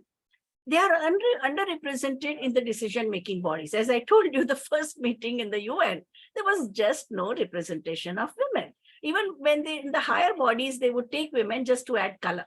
Okay, so you have 10 men and 1 woman. The moment she tries to open the mouth, she would say, go get me sandwich, go get me some coffee. She's not allowed to speak. So women started saying, so what is this nonsense? First of all, no representation. Sometimes you have a token representation. That time also you don't allow us to speak. You are not concerned with collective wisdom of women. For generations together, we have learned from our grandmothers and great-grandmothers, and the knowledge that is passed on. You are not bothered about it. We live in proximity of nature. We interact with nature on a regular basis, on a daily basis, and that is what that creates more vulnerability. And when it comes to natural disaster, as you saw during tsunami, why women and children died the most? Because when tsunami waves came, men could swim because boys were not swimming, women were not swimming. Plus the dress, the boys wore either pant or a half pant or a this, and they could manage the tsunami waves and they could ride on the waves and save their life. While in case of women, neither they were taught swimming, and plus the dress, the sari or sarong or whatever they were wearing in all these Asian countries, their deaths were very, very high. So even when it comes to disaster preparedness, you don't prepare women and girls because you keep them under this whole notion of man as a savior and man as a protector is there. Plus, when it comes to extreme weather events also, about that also, we don't prepare our girls and women, even when it comes to the fisher folks. The way fishermen are trained, fisherwomen are not trained. They are trained only in selling, retail selling of the fish. But other things to manage the sea, that only men are taught all those skills. Despite women's vulnerabilities, women's knowledge and social practices could be used to build community resilience if women were included in adaptation and mitigation efforts. So this was the discourse in the year 2000 and like in the last quarter of 20th century. Now, with this realization, we see that in the adaptation, for example, Maharashtra state, the environmental minister had made the statement that women will be the main agent of climate change resilience and adaptation. So that realization has come. And that is why the importance of women in decision-making concerning policies on fuel, policies on fodder for the animals, policies on water, livestock raising. Recently, you know, the G20 had a very big meeting on women and water. There was a water conference in the UN, and within that, because when we talk about water, whenever I go to train the engineers or scientists and all, they are concerned only about water for industry, water for agriculture, water for small irrigation, water for tube well. But when it comes to water for domestic consumption, they are not bothered. And now also we know that so many women have to walk from 2 kilometers to 12 kilometers for 1 pitcher of water in most of the interior parts of India. Water for kitchen gardening. Okay, this kind of thinking is just not there in men's, because men's worldview is very, very different from that of women. So ensure women's land rights and also fight against draconian land sealing act. That also becomes very important because women have a stake. They are the ones who are working in the subsistence sector. Now, women's impact of climate change on women are not a mainstream focus in key international agreements on climate change, such as Kyoto Protocol or United Nations Framework Convention for Climate Change. And all key decision-making institutions related to climate change have a male-dominated hierarchical structure. Even in the COP, which took place in 2021, there was this thing that women are not given enough say, and their collective wisdom, their experiences, their knowledge, their suggestions, their recommendations are not given serious thought. Now, what are the major concerns that women have? So when it comes to the women in forestry, they are asking for the platform to women farmers, community workers, students, youth concerning environmental issues. And also document the best practices, like how the women in Jehanabad or women in Jhansi or women in Deccan development, Deccan area, they have created seed savers. So many good alternatives, like a seed creation of seed bank. In Madhya Pradesh, Chhattisgarh, they have created 200 varieties of rice, which they, because it is Chhattisgarh is known as a dhan ka katora. Okay, it's a bowl of rice bowl. It's considered to be, and they are not like those multinational companies who charge heavy royalty for the seeds, and these are the women. They whenever farmers have grain, they ask them to give portion of their grain in the seed bank, and this seed bank is kept in a safe place. It is a little higher than the average village height, because if the floods come or the animals come and they may eat away, or floods may ruin it. So, and whenever farmers want this seed, they can take it without paying any price. So it is not a market, but it is a basic necessity which the community has, that is fulfilled. So these are some of the good best practices. Organized study tours and the exposure programs to the projects. Like you are going to have a session by KJ Joy, or you are going to have Ashish Kothari. All of them, Ashish Kothari's book has collected more than 40 best practices, and there as a documentation, the book has come out. The book is also published by Books for Change. Very, very interesting books that we can do. We can provide alternative to by collectively organizing and discussing this issue democratically. Organize the workshops on disaster management. That is very important. Now, some of the calculations and estimations which are made by the scholars is that Indian women are extremely vulnerable to climate change, and that we see it, what happened in Orissa, what happened in sandstorm in Kutch, Orissa in cyclone in Orissa, which is a yearly annual feature. Then we have an insect storm, which happened some 2 years back, which which completely destroyed the fields. And had we known how can we, the farmers who knew how to deal with it, they saved their fields, okay, because these insects were sensitive to smoke. So they just created smoke in their field and they shoot them away. But those who were not aware of it, their farms were destroyed. As women are often responsible for providing daily essentials such as food and water, when climate-related disasters strike the poorest family, the workload of women and girls increase. They tend to miss out on opportunities. Studies have shown that Indian women born during drought or floods in the 70s were 19% less likely to ever attend primary school. So anytime a disaster takes place, the first casualty for women, girls, is a stoppage of her education. As climate change intensifies, India's poorest women and girls are at the risk of losing opportunities to participate equally in development.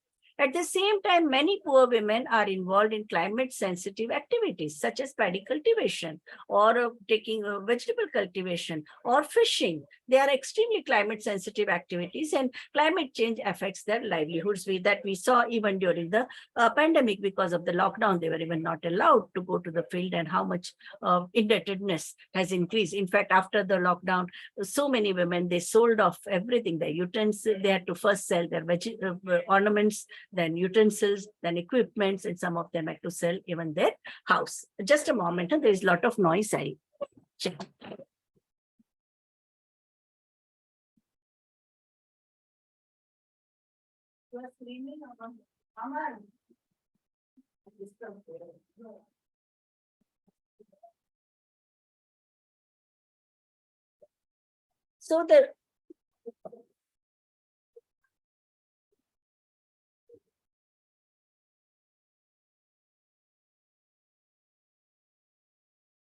So in 2009, the UN came out with a report that titled Facing a Changing World, Women, Population and Climate. And I would like to quote that with possibility of climate catastrophe on the horizon, we cannot afford to relegate the world's 3.4 billion, that means 340 crore women and girls, in a role of a victim. Because that's what the UNFPA said, that why can't we make, isn't it more sensible to make billion agents of our change? If we train them, if we enhance their capacity, if we give them the rudimentary, like basic scientific knowledge about environment and climate change, then they will become the change agents. So that's why investing in climate adaptability, climate and understanding of implications of climate change and the resilience building are very important. UNFPA study also revealed that the poorest population, while having contributed the least to climate change, are the most vulnerable to crisis. I think my previous speaker, Dr. Baladev Singh, also told us that how we urban people, we create so much of solid waste, and but it is the poor people who are doing the cleaning. Okay, sanitation workers or the poor people, they are the ones who do the cleaning work. They don't contribute so much of wastage or the solid waste or the climatically harmful material. But we are the ones who use plastic, who use so many disposable stuff that we, and I mean, it is always said, like when there was a debate in Cairo, population and development, the Western world was talking about population versus development. While what we were saying that it has to be population and development. You have to invest in population, okay? And they were making allegations on the poor countries and the poor people of poor countries responsible for global warming. As against that, Center for Science and Environment, they said that poor Bangladeshi child doesn't consume the kind of resources which an American child would. American child consumes 300 times more resources extracted from environment and Mother Nature as compared to Bangladeshi child. Okay, so don't just talk about population. It is also the kind of consumerist lifestyle which the Western world is leading. So our impending climate disaster is perhaps the most inequitable threat to our time. And that's what the UNFPA had told us, that worst sufferers are women because they constitute major share of agriculture workforce, and also because they tend to have access to fewer income earning opportunities. Because if women are affected, and that we saw even during the pandemic, the women who lost their livelihood and the job, they did not have as many alternatives. The way alternatives were provided or alternatives became accessible to men after if those who were working in the management or admin in the hotel industry, they became driver because they knew driving, so they took over. They joined e-commerce companies. So that way, the kind of skill sets which we give to impart to our boys and men, it makes them more versatile in adapting to the crisis situation and the climate emergency. Now, noting that 2.2 billion Asians rely on agriculture for their livelihoods, the statement said that UNFPA statement said that the sector is now threatened by falling crop yields caused by floods, drought, erratic rainfall, other climate change impacts.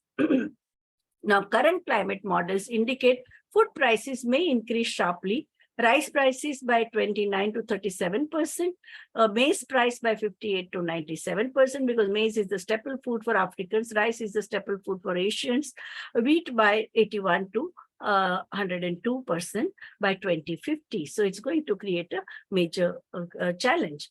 It is estimated that women produce over 50% of all food. This is the data from Food and Agriculture Organization. You know that the kind of urbanization, the fast-paced urbanization, forces man to go to the cities to get cash income, because cash is important. You need cash to run in the capitalist society. So it is the subsistence sector. Subsistence agriculture is left to women. And it's the most important thing, because this agriculture is important for our survival. Vegetables, fruits, grains, cereals are produced by them. In India, more than 84% of women are involved in agriculture activities, and as a result, they become the greatest victim of climate change impact. In addition, gender inequality makes them disproportionately vulnerable to environmental alternatives because of the gender inequality of women eating last, least, and leftover. That is a culture. So in any time there is a scarcity of food, it is the women who would be sacrificing. Culturally, that's how we are socialized. It is predicted that climate change will lead to increasing frequency and intensity of extreme weather conditions, precipitating occurrence of natural disaster around the globe. And London School of Economics study, which examined natural disaster, which had occurred in 141 countries between 1981 to 2002, it showed that natural disasters lower the life expectancy of women as disaster intensifies, so does its effect. And I think there are many studies in India also, studies of cyclone, in gender implications of cyclone in Orissa, then implications of gender implications of famine and drought, and the starvation deaths. Why do you see such a high differential gender gap in the starvation deaths? So I think the Dr. Mohanty has done that study, Vidyut Mohanty's study on famines in Orissa. They are very, very eye-opening. And she has used the archival material from the gazettes, and also even the gazettes and the report by the various commissions, right from the colonial times till now, that how disaster affects different people from different gender differently. Women and children are 14 times more likely to die than men during natural disasters, and otherwise disproportionately adversely affected. So in terms of food, in terms of nutrition, in terms of education, in terms of health necessity, this thing we saw that during the pandemic also, all the vaccination program was like the vaccination program was cancelled. So what happened? Indian children suffered because those 2 years children were not given polio, and we also don't have data how many children are not vaccinated and whether they got polio or not. 85% of people who die from disasters are women. That is an organization, it's an international body called WeDo, Women and Environment Development Organization. So WeDo does focuses on the climate issues and environmental issues, and they have done the compilation of data of 201 countries, which are giving data to UN. 70 to 80% casualties in 204 tsunami were women. So as I told you, and there are many case studies also, there are several studies done on impact of tsunami by organizations like by MSWs, to the social workers who were involved in relief work. And they also did the participatory action research. So TIS has also came up with several studies. Dr. Geeta Balakrishnan has done very good studies, and Nirmala Niketan had sent a team of social workers for the relief operations for tsunami. And they also found out that the major casualty, whether it is in terms of death, in terms of injuries, in terms of sexual violence, because the man who saved them from tsunami waves, they were the first one, because these women were completely naked because tsunami waves had taken away their sari. So many, and they were the ones who had violated them. And all these things came out when the counseling was done in the shelter homes. 90% of casualties in 91 cyclone in Bangladesh were women. 83% of low-income single mothers were displaced in the wake of Hurricane Katrina. Hurricane Katrina, a lot is written about it. Oxfam has also come up with a report on what kind of implications Katrina had on the Anglo-Saxon population, on the Black Americans, on Hispanic community, and the gender-based discrimination that happened. And especially the major sufferers were women-headed households. That means households in which women who were widow or separated or deserted or single or lonely elderly, they were the ones who suffered the most, because even the relief operations did not listen. So the bullies and the community leaders who are mostly men, and the bullies who are mostly, they saw to it that only their people, those who were in their proximity, they got all the relief operations.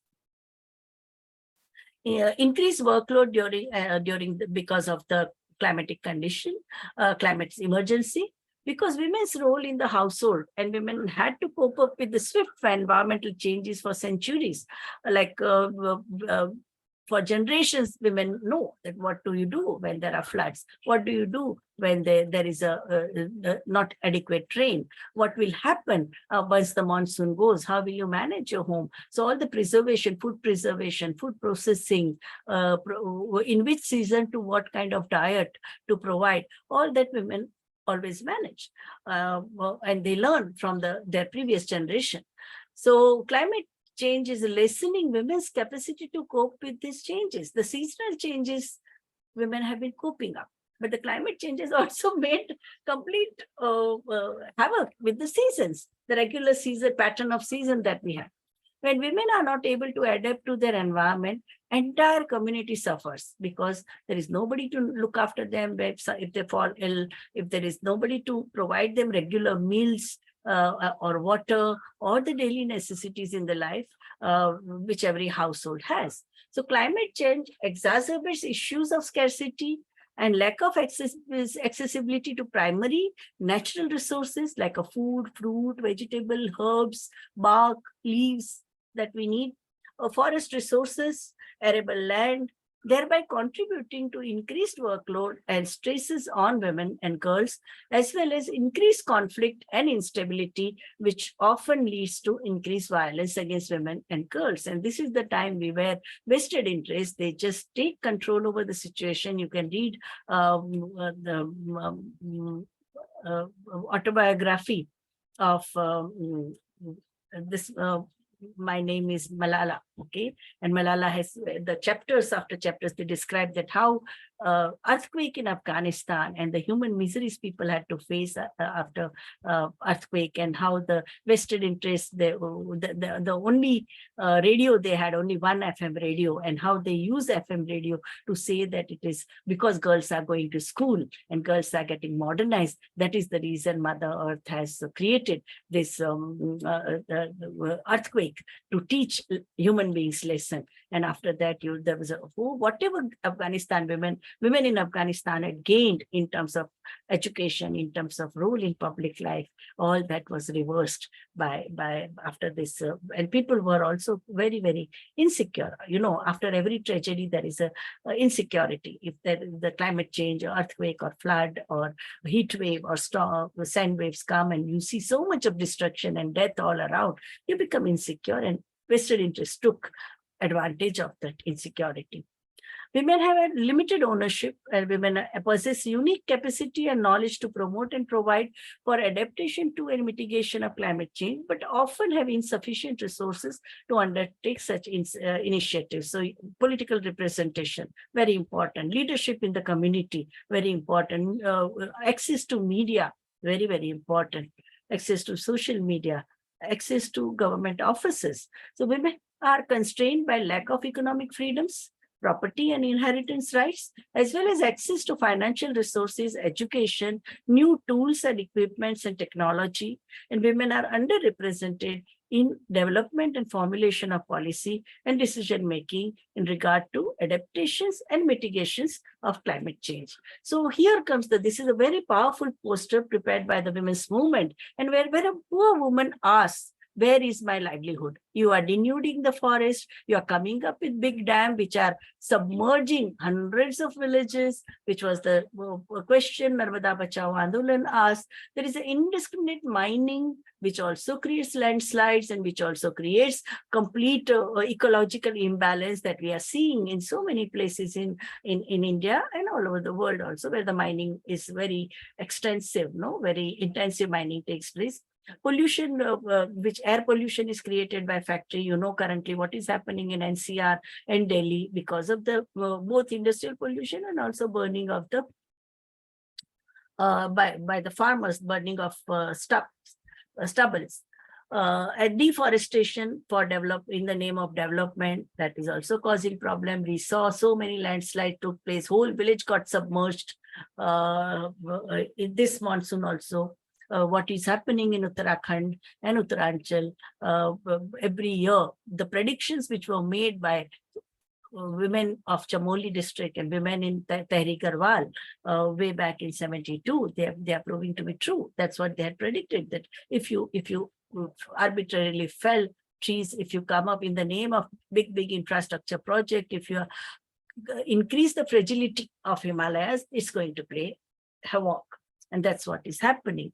Animal protection and human rejection, that is an obsession about, you are more bothered about protecting animal, but when it comes to human beings, you use the Lathi Goli Beri jail. You repress them, you criminalize them, you put them behind the bar, you beat them up mercilessly, forest dwellers. And also packaging matters not product inside. So what you do is that use of plastic, use of so many packaging material, which is also very, very intensively forcing, either if you use metal or plastic, both of them are creating creating havoc with the environmental balance.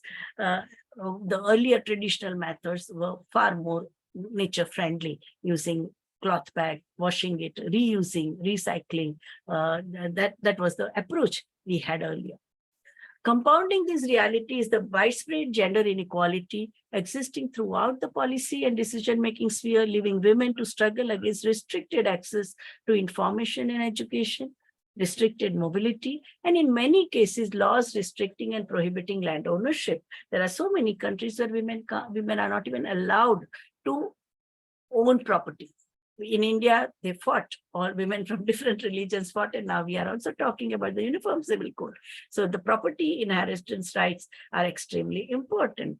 Women are producing 60% of food in Asia, 80% of food in Africa, yet women have only 1% access to agriculture credit. Even our banks, whether they are cooperative banks, nationalized banks, or private banks, they would not give credit to women. Credit for fertilizer, credit for water, credit for electricity, credit for seeds. Women, they said they are not credit worthy.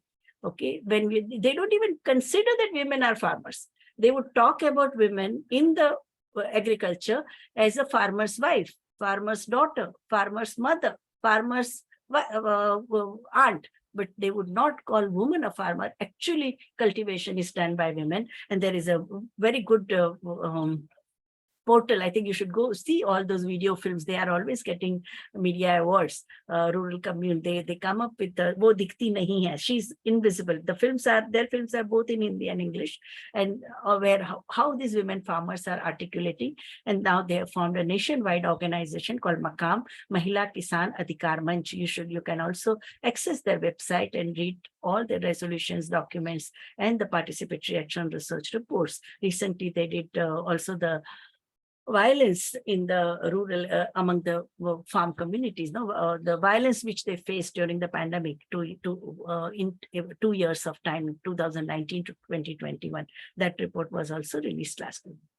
Now, when it comes to the women are giving their testimony in the international, because now there are so many hearings, public hearings take place, Lok Adalats are organized on the climate issue, on the environment issue. And here the woman from Uganda, she reported that we travel further and further for firewood. Every year, it takes us to less safe places, because when women are going in search of water or fodder or fuel, these are the lonely places. So many times they are kidnapped, so many times they are raped, so many times they are violated. Deforestation in Uganda amplifies already dire conditions. Local women's groups addresses this problem by planting evergreen and mango trees to replace ones cut down for fuel and charcoal, reducing erosion and helping people earn living. That is, when they take the wood, they also plant the trees. Okay, and this they do it for their own survival, because they are the ones who are staying there. So Martina Lungom is a strong advocate for a role of education that can play in fight against climate change. In fact, it was in the 80s that a professor of botany, Wangari Maathai, she's the one who challenged the European agribusiness that don't say that Africa is backward and hunger in Africa is created by Africans. No, it is not created by Africans. We have enough land. There is no pressure of population on Africa, because the land-man ratio is favorable to human beings. There is no pressure on land. And they were cultivating their subsistence crop of maize, makkah.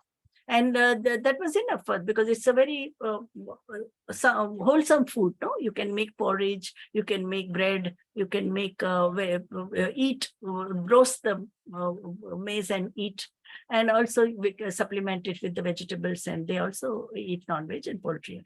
But it was the agro business, the international agro business, which forced African farmers with the commercialized agriculture, which forced the African farmers to go for, because you impose taxation. That means once there are taxation, you have to pay tax in cash.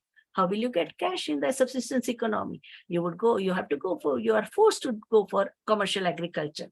It was the coffee production, cocoa production for the Cadbury's, coffee production for Nestle, and also agro-business, the chips, which the Westerners eat, various types of fruit juices like plantation of strawberry, cherry, pineapple, all these things, the land which was earlier used for subsistence production and the food security of Africans, that got converted for commercial crop, and this is what created. And Wangari started, she was a professor of botany in Nairobi University, and she started moving in all 56 African countries and telling the farmers, please don't go for commercial farming 100%. Okay, you need cash, I understand, but at least don't starve your family.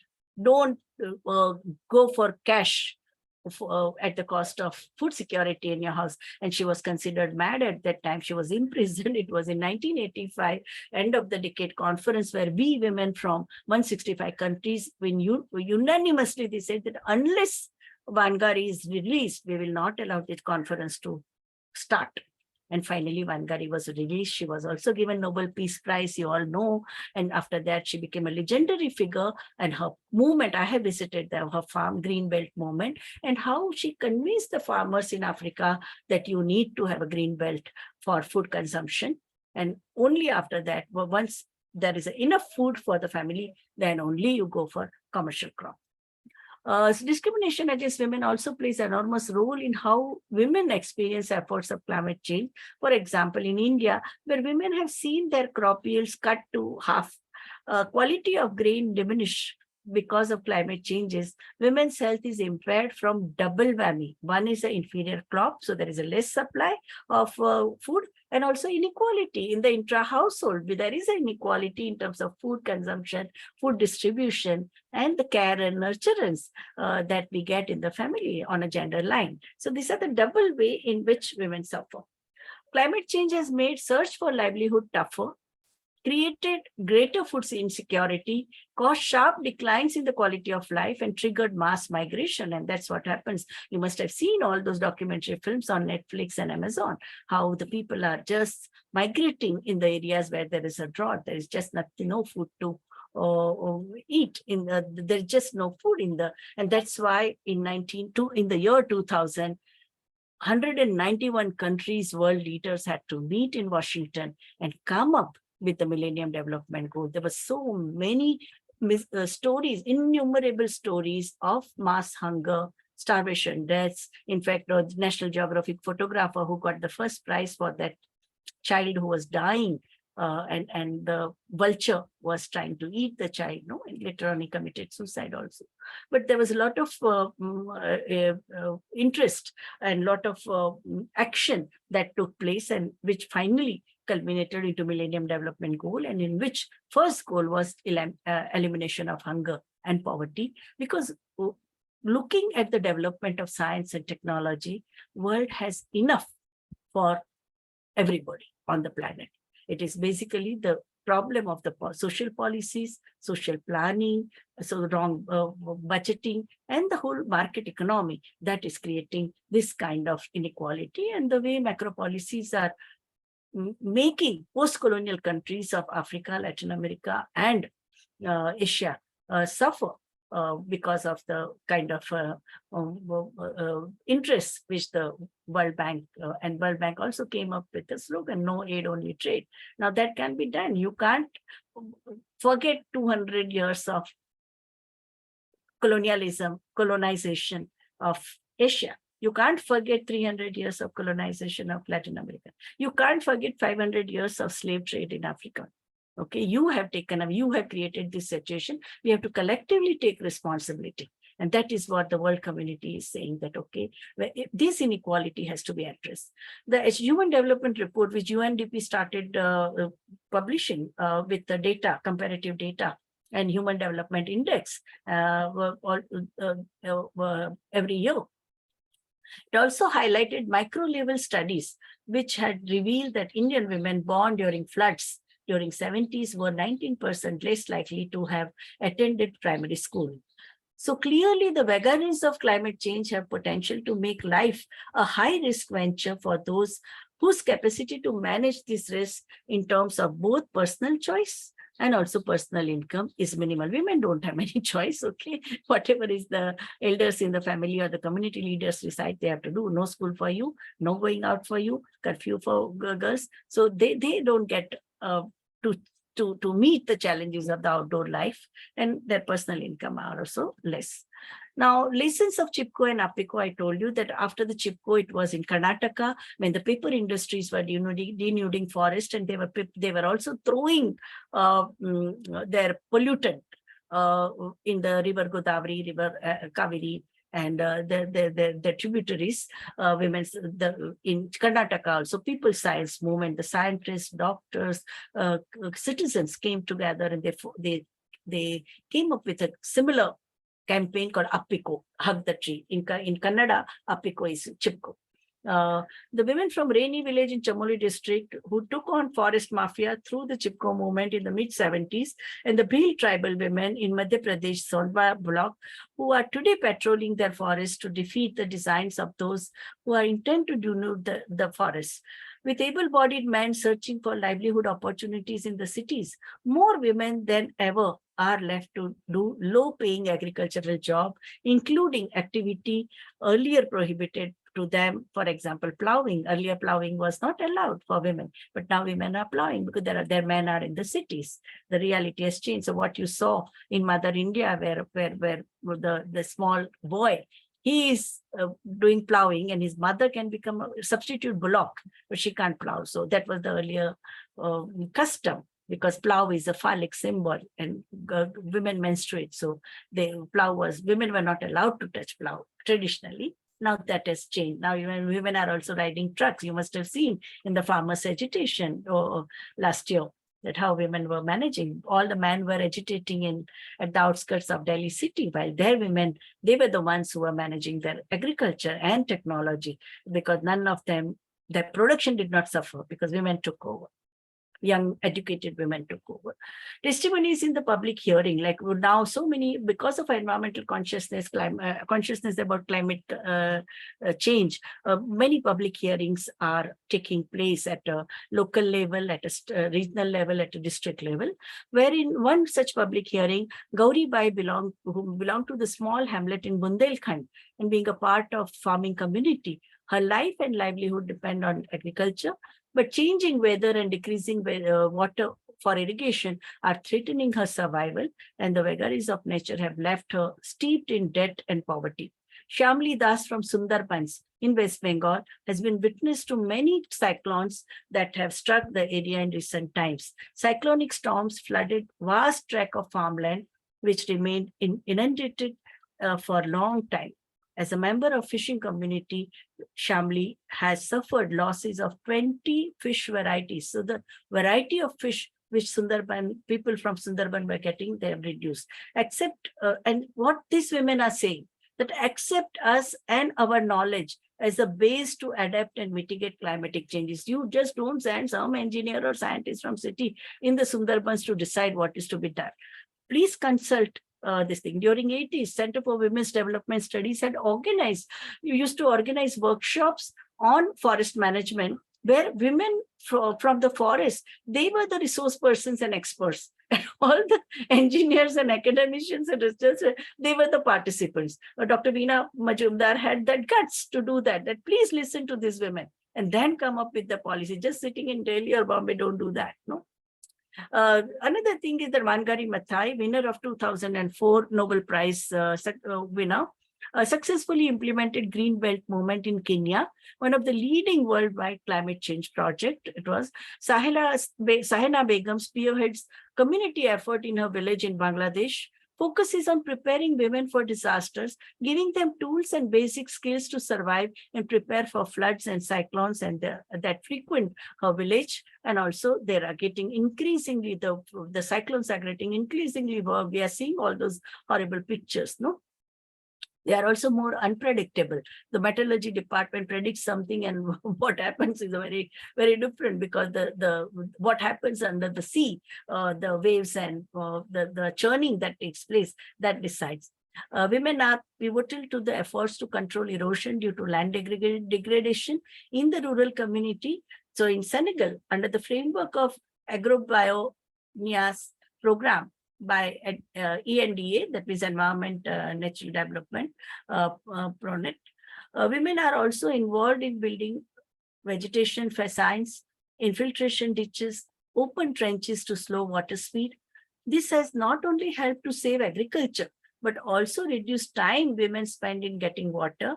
Women have been able to trade herbal plants. Adaptation programs like this that specifically target and involve women allow women to develop capacity as well as increase the capacity of communities these women have, like the Ministry of Science and Technology under the mission for empowerment of women in science technology also did similar thing in Sundarban, where women are growing nurseries and they are also selling the plants, and they have been given the basic orientation about how to integrate biotechnology for enhancing the production so that the kind of crisis which Sri Lanka face, that doesn't come. So when we don't arbitrarily say no technology, but you have to see which are the ones which are appropriate to the community's interest. Aggregating local knowledge and the recent breakthroughs in agriculture and environmental research and development, using the insights so gained for better management of natural resources, that is the demand of women. The sharing of information as efficiently as possible emerged as an urgent and pressing requirement, whether it was in the form of advanced bulletin on the weather patterns. Now it is much easier because of the WhatsApp and social media and FM radios. That's what so many youth organizations in Chhattisgarh and Jharkhand, they all tell when the crop is ready. They inform the villagers, don't do distress selling, don't sell off your tomatoes for 8 annas per kg. You can go to Mandi, just hire a tempo. The children, they teach their elders, hire a tempo, go to nearby village, go to Patna, go to the other cities, Ranchi, and sell your stuff. So this kind of knowledge sharing is also very important. When there is the testimony of a blog which is created for the farmers, women farmers also write in that blog. When there is no rain, we women have to really work hard in the fields to try and grow crops. Our nutrition also suffers because we are the last to eat in the family table. A lot of us are anemic as a result. Women have to walk long distances for potable water. Water becomes scarce. Fuel wood is not available. So women as primary caregivers, it is also very important role that women play. Anytime there is an illness in the family, anytime there is accident in the family, women are the one who have to give care. They may see their responsibility increase as family members suffer. Increased illness due to exposure to vector-borne diseases. Anytime after every flood, after every monsoon, we have vector-borne diseases like cholera and malaria and typhoid and dengue and chikungunya and all those. So heart stress mortality has also increased. Now earlier we used to say heart problem and diabetes, they are the diseases of the rich. No more. You go to community, you go to Basti, you go to the informal settlements, equal number of heart problems and this thing, diabetes you see. Increased malnutrition and stressful life. So what women's movement throughout the world has said and they raised their voice is that food is a human right, not a corporate commodity for speculation. Mother Nature doesn't operate on a boardroom of profit. Corporate profit will merely lead to more food crisis. And that's what I think if you hear the lectures of Maria Mies or Vandana Shiva or ecofeminists, they are highlighting this.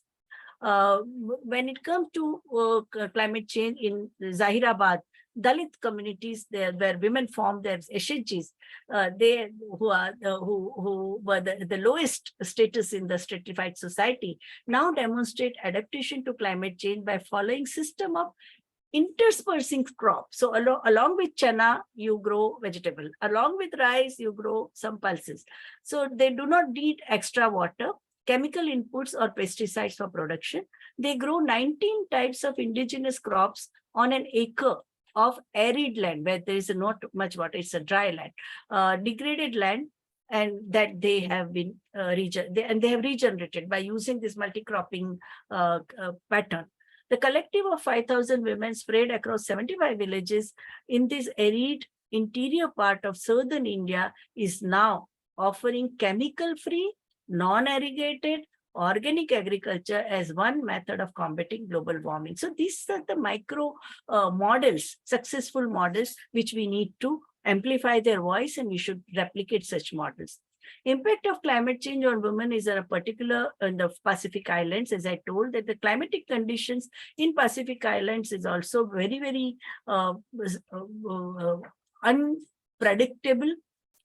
Droughts, floods, sea level rise, coastal erosion, rising temperature, all these things hurt the food security and the well-being of Pacific Islanders, with women bearing the brunt of impact due to responsibility held by women with Pacific communities in relation to food security and well-being of the household.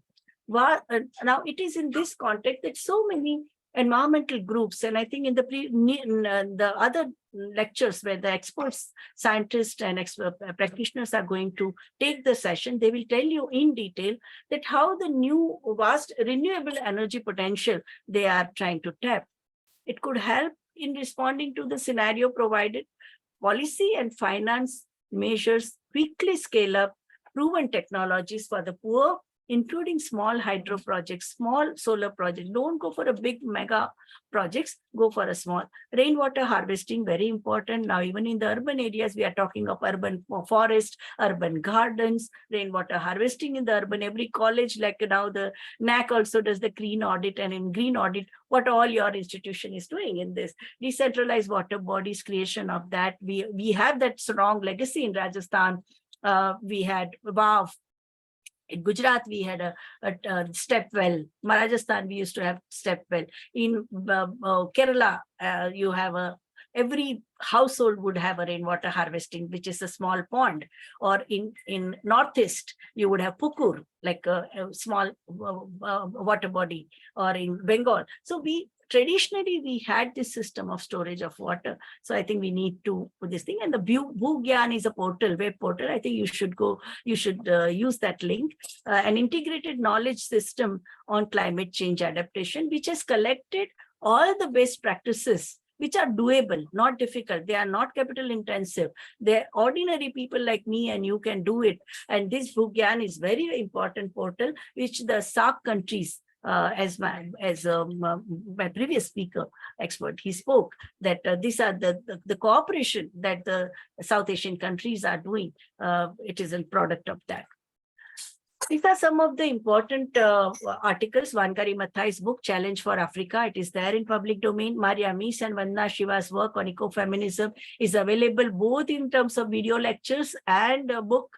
Caroline Moses, extremely important work, and her lecture is also there. She started the gender desk within World Bank. She was a professor of London School of Economics, gender planning and development, where she talks about two types of needs: practical gender needs, where you don't challenge patriarchy, while the strategic gender needs, you challenge the gender stereotypes. So that is a very important contribution. Our book on macroeconomic policies and Millennium Development Goals has chapters on each and every goal and what is happening at a ground level. Vandana Shiva's book is a must read, whether you agree with her, whether you disagree with her, you can't ignore this book, which is a Staying Alive, Women, Ecology and Development. And her another book, Earth Democracy, where she talks about why collective wisdom of women, forest dwellers, Adivasis, and the people at large should be taken into consideration, and only technological solution by the scientists and doctors is not enough. I myself remember when I went for the gender budget training of the engineers in Karnataka Watershed Development Department, IAS officer, Mr. Bhaskar was very, very sensitive, gender sensitive. He asked me to take a session. All these engineers, pipeline engineer, environmental engineer, mechanical engineer, chemical engineer, they were saying that why are you talking about water? You get 1 rupee pouch in every village. They saw solution to water problem in a 1 rupee pouch. Can you imagine how much away they are from the day-to-day life and the survival struggle of people, where women have to provide water for bathing, for cooking, for kitchen gardening, for animals, and for family members to drink and use. These are some of the very important websites: people-centered climate change adaptation, gender, the missing component of response to climate change, energy and gender issues in rural sustainable development, rural household and sustainability, integrating environmental and gender concerns into home economics. That whatever we are teaching in the class, in that also we have to include these topics, and not only theory, but with practicum. Climate crisis linked to rising domestic violence. These are the many studies, as I told you about the study by Makam, Mahila Kisan Andolan. There also they say that every time there is a crisis, domestic violence increases, and this. So these are the different situations, life situations in which women are struggling to survive and also trying to find solution. So let us unite to create more sensitivity and the adaptability to climate change. Thank you. Thank you so much, ma'am, for such an engaging presentation full of real life instances and also great movie references. And thank you for addressing how gender is intertwined with climate change and acknowledging that different genders do lead different lifestyles and hence they're bound to be differently impacted by climate change. We thank you so much, ma'am. We can now move on to the Q&A section. And once again, if you have any questions, you can type in the Q&A box or you can raise your hands and you can speak out. I think we have one question from Priyasha Sharma ji, and she asked that you discussed about so many instances where there was a blatant denial of awareness, which led to so many other sufferings due to the actions of a few. How were reparations made to the ones who suffered?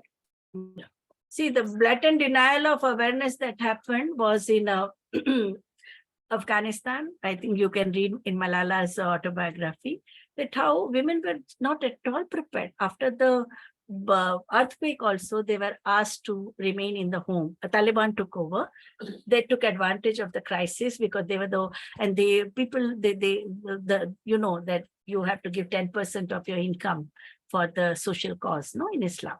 So people were generously giving them 10% of their income because to meet the crisis, they used it in establishing FM radio. And in FM radio, the only thing they were saying was that women should not have right. It is all this qayamat, all these bad things have happened to our country, mainly because women are going to school and they're working in the offices and they are this. So this is how they completely ruined. And currently, and 8 countries, imagine 8 countries in the world, because Afghanistan is located in a very strategic place, where China, Russia, Pakistan, Middle Eastern countries, India, all of them have their security concerns, about Afghanistan. So massive pumping in of money that has taken place in Afghanistan.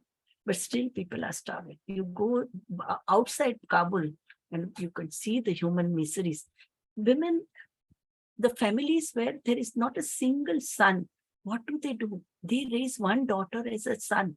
And mother would make, because otherwise she can't even go for shopping. She can't go even to buy vegetables because the women are not allowed outdoor life.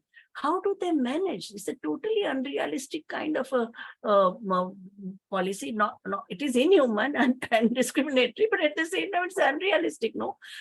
Any war-torn place, any place which has seen crisis, women-headed household increase. Okay, after every war, men die. After every such major crisis, there are more mortality. Even you saw COVID mortality was higher among men. So women headed, now we have a problem of COVID widow and COVID orphans. Can we say that COVID widows should be sitting at home? No, we have to say that COVID widows should be trained. Instead of just giving pension for the widow, give them education, give them counseling, boost their morale, see to it that their relatives don't torture them, pati ko kha gayi, you have killed your husband kind of thing. So instead of taking a progressive measure to deal with the crisis, what Taliban did was put in more restriction on women. And Malala's father was a progressive man. He continued his school. Finally, what he did, that they attacked these young girls. So many of them died. Malala survived somehow. And she started Malala Fund and got Nobel Prize.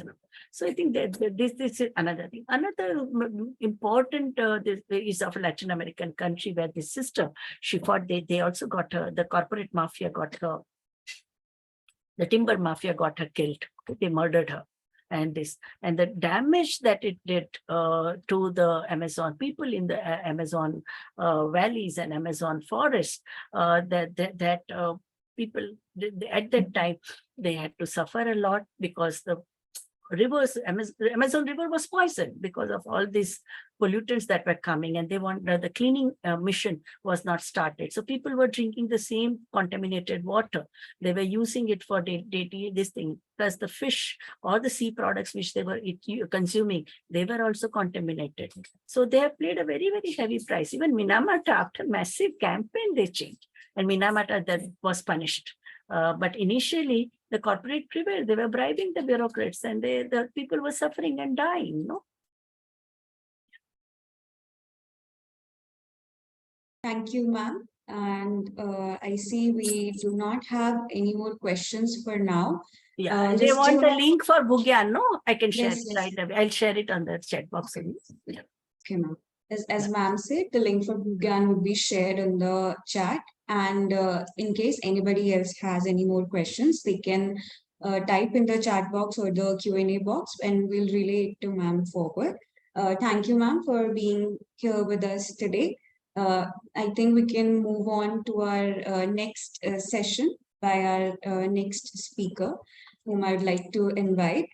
I am delighted to invite for our last session, Mr. Soumya Dutta ji, co-convener, South Asian People's Action on Climate Crisis, SAPACC, New Delhi, to give us a context on climate change in South Asia, focusing on its impact. I would like to inform the participants that Mr. Soumya Dutta ji is unwell and is hospitalized and undergoing treatment as we speak. We hope that the surgery goes well, and we wish him a full recovery. It was, however, very kind of him to record a special video for this session, which will be played now. I think we have the video for this session.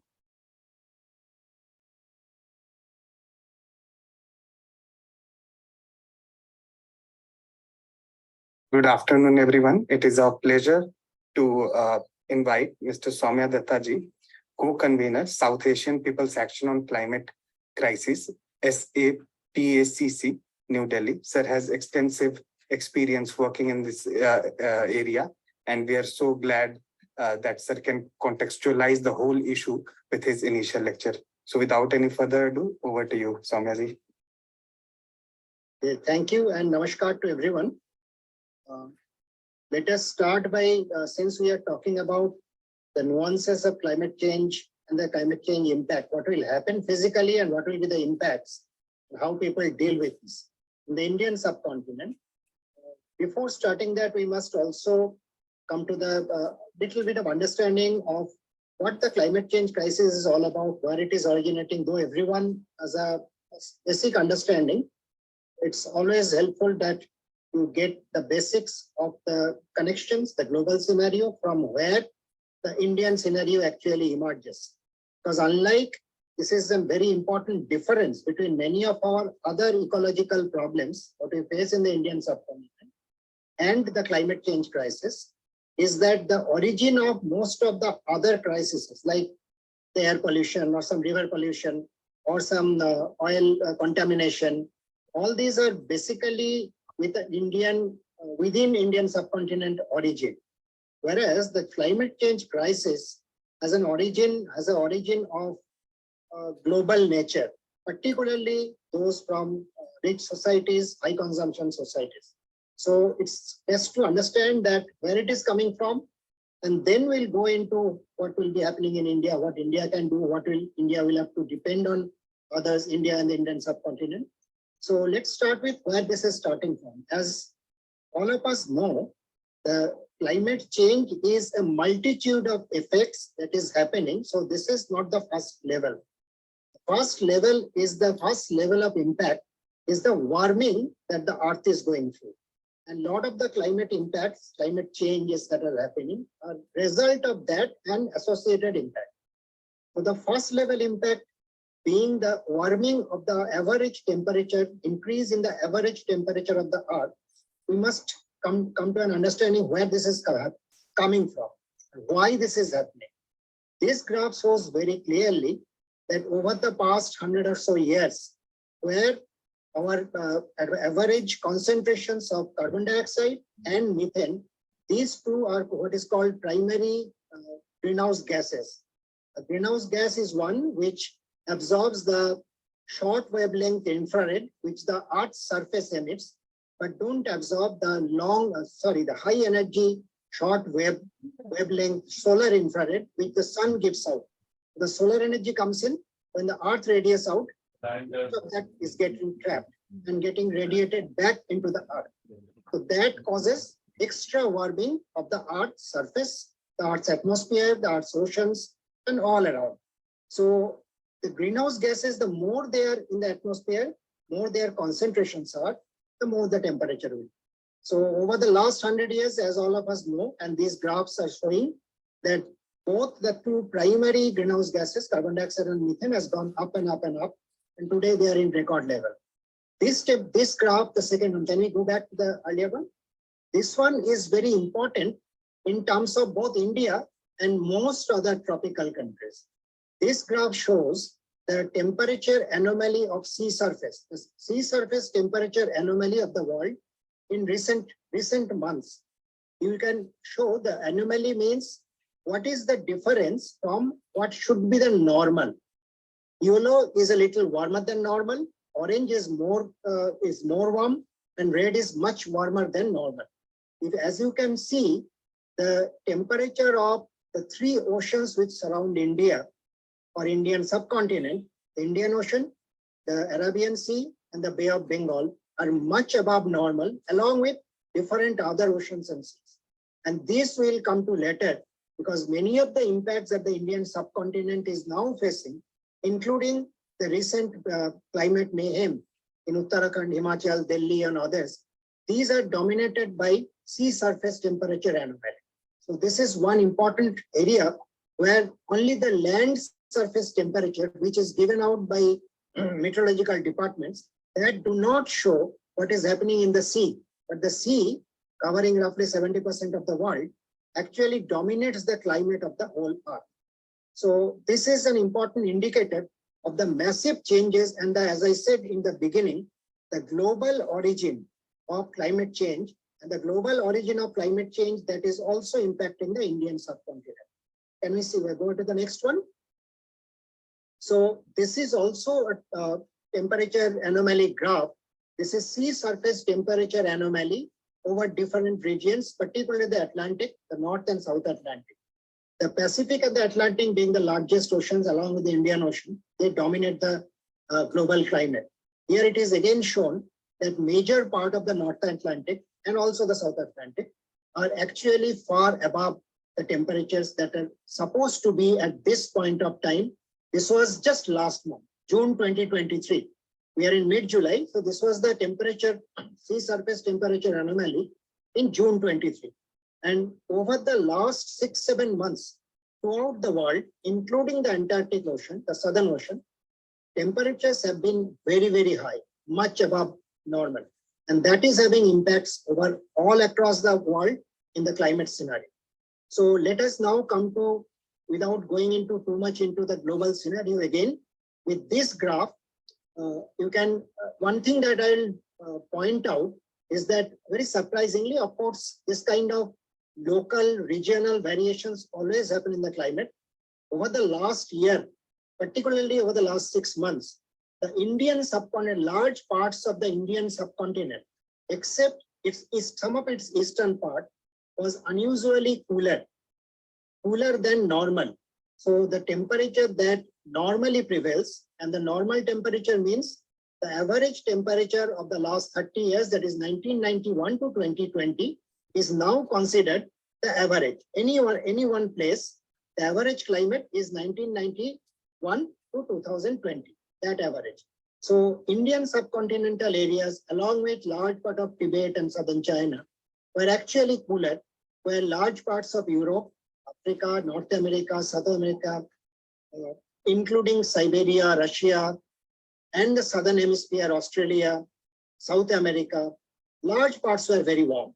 So even the impacts that we have seen in India over the last 5-6 months have been lower because the Indian subcontinent, along with the northern parts of it, were unusually cooler. But this condition is only transient. These do not stay for long. So with this background, that these are the kind of global drivers that we are facing, let us come to what actually Indian subcontinent is facing and what kind of things in the climate change scenario we can expect, and who are the kind of people in Indian subcontinent who are paying the maximum price and who are likely to pay the maximum price, maximum impact, face the maximum impact, and what they can do in brief. So let's come to the impacts first over Indian subcontinent area. As we have seen, the average temperatures is rising inexorably. But from the graphs, also there is one thing that is clear. If you see that human beings can tolerate some temperatures for normal working, can tolerate a temperature, if it is very dry, a temperature even up to 45, 46 degrees. But if the humidity along with the temperature is also high, the relative humidity, that is the average amount of moisture in the air, is also high along with high temperature, which is called the wet bulb temperature or the heat index. This is hardly ever reported in the media.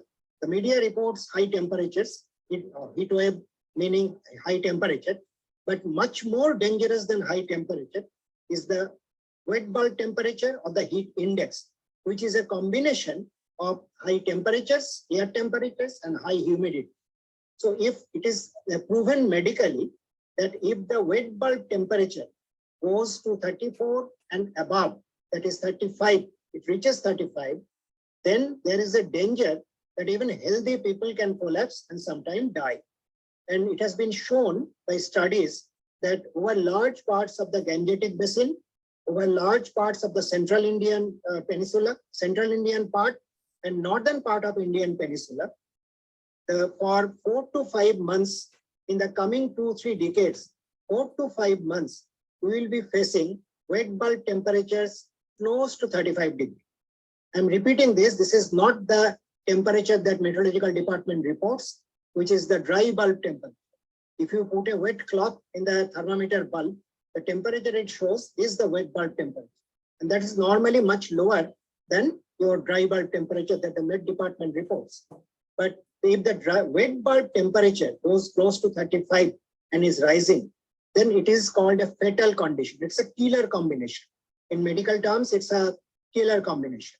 So large parts of India, as I said, large parts of the Gangetic Basin, a large part of Central India, and the very northern parts of peninsular India, they are projected to face 2 to 3 months of wet bulb temperature close to 35 degrees in the next 2 decades. And if that kind of situation, if already now we are facing wet bulb temperature of 35 for short duration in different locations, but those are for short durations. But this is going to happen more and more for longer duration. What that will do is this will completely stop people from working without cooling. And as we know, something like 140, 150 million farming families, they have to work outside in those environments. Something like 6 crores, 140 million, 14 to 15 crores of farming families, some to 5 to 6 crores of construction workers, some 3 to 4 crores of street vendors, some 2 to 3 crores of rickshaw pullers, porters, etc. All of these people, they have to work outside, exposed to this environment throughout the year. And if the working condition, the working environment is made impossible for physical work for 2 to 3 months, many days, not entire 2 to 3 months, for many days of this 2 to 3 months, then there will be a massive impact on the economy of the poor. For the country, that will be an impact, but far more important, for the economy of the poor, for the economy of the working class, this will be a massive impact, which we have already started seeing. even this year and more than this year, last year in 2022, lot of people actually have died out of this heat index impact. Lot of this heat wave death reports actually are caused by heat index, that is the wet bulb temperature. Because as we know, if the dry bulb temperature is high, the humidity is very low, then people can tolerate even up to 44, 45 degrees. Even Delhi sometimes goes to, in the summer, 44 degrees up to 45 degrees, and people walk outside. But if the wet bulb temperature comes to 35, that kind of condition will become impossible. Only the best, most able-bodied persons will be able to withstand, others will not. Like this year in Europe, right now, Southern Europe is facing a massive heat wave. In several cities of Italy, temperatures have crossed 47 to 48 degrees Celsius, which is very, very, very unusual, to give an understatement, for Southern Europe. So if this kind of condition keeps on increasing, which is projected, then for working class people, this will be a massive disaster, which is at present point of time, we don't see any break on this. The second impact, second massive impact that is coming, that has already been shown in the last few years, and again, very starkly in 2022, is the impact on agriculture, the agricultural production. If you remember, if you recollect, in 2022 February, the Ministry of Agriculture, Government of India, projected a bumper wheat harvest. Then in February, March and April, there were 4 heat waves and the wheat production actually crashed. What happens is, if the temperature, particularly the nighttime temperature, when the grains are forming and the grains are growing, if the nighttime temperature is more than 1.5 degree above the normal temperature, particularly the nighttime temperature impacts the crops more, then the grain cannot form well. So the grains form, but the grains are much smaller. So the wheat form, the wheat is very low value. The grain size is lower, the grain nutrients are lower. So the wheat crop actually crashed. By initial estimate was 15 to 20%, but then the government reduced that estimate of loss, percentage of loss. Whatever that is, the national loss might be 10 or 15%. But for small scale farmers or marginal farmers, and one must remember that 84% of Indian farming families are small and marginal. That is less than 2 hectares are small, less than 1 hectare are marginal. So for many of these small and marginal farmers, this is a life and death situation, because they do the farming often taking a loan. And if their wheat crop, which is one of the main cash crop for them, is crashing, then they are unable to pay back the debt. And many of them have to commit suicide, get harassed by the lenders. And there are a whole chain of things that is well documented how it happens for the farmers. So the danger for not only the country's food security, but the danger of small farming families getting sustenance for themselves is even more. And that danger is increasing year by year. And as we all know, the pathetic failure of the crop insurance schemes, where the insurance companies have benefited most, farmers have benefited marginally. Very few farmers have received compensation for what they lost, maybe even 10% of what they lost. So this is going to be a major impact, which we have already seen a few times in the last decade or so, particularly 2022, again in 2009-10, that many people might have forgotten. There was a massive hit on the agricultural input. So impact on the crops, impact on farming family livelihoods, impact on India's food security over a longer time. All three are a major red flag for climate change, increasing climate change threats. This is, as of now, not being very seriously taken by the government. What the government does, when this kind of situation arises, it comes out with a contingency plan, but the government has hardly any long-term plan to tackle this. Now, let me go into the third area of massive impact that we have already seen a few times and which is going to increase in the Indian subcontinent. As we all know, in every summer, if you look out for summer months and the dry district, roughly around 200 districts out of 640 in India face water shortage, some face water crisis, very, very severe crisis of water, drinking water, irrigation water. Several times it happened that crops have dried out because there was no irrigation water. And irrigation is accessible only to the big farmers and medium farmers. Most of the small farmers don't have the means to get irrigated through groundwater. And in groundwater itself is depleting very fast. So the crisis of water availability, both for drinking, for industry, for power, and for irrigation, all four are severely threatened, because already we see roughly 200 districts being threatened with what is happening with increasing average temperature and increasing change in the monsoon pattern. Let me introduce here what India Meteorological Department did a study of a 100-year monsoon study a few years back. And what they found is that though the total rainfall over India has not changed much, during the monsoon season, it's around 890 millimeters averaged over India over the 4 months of the monsoon. But what has happened is, even though the total rainfall has not changed much averaged over India, in several regions, this has changed drastically. Like in Kerala, actually the monsoon rainfall has gone down. In Chhattisgarh, some areas, the monsoon rainfall has increased. So there are regional changes like this, which an average cannot take care of, because one region which is facing a water shortage cannot really be helped if 1,000 kilometers, 1,500 kilometers away, there is an excess rainfall. The help cannot reach. So those kind of impacts are there. But apart from that, what the IMD found, the India Meteorological Department found, that what I was saying, that even though the total rainfall has not changed much, what has happened is the number of rainfall days has decreased drastically.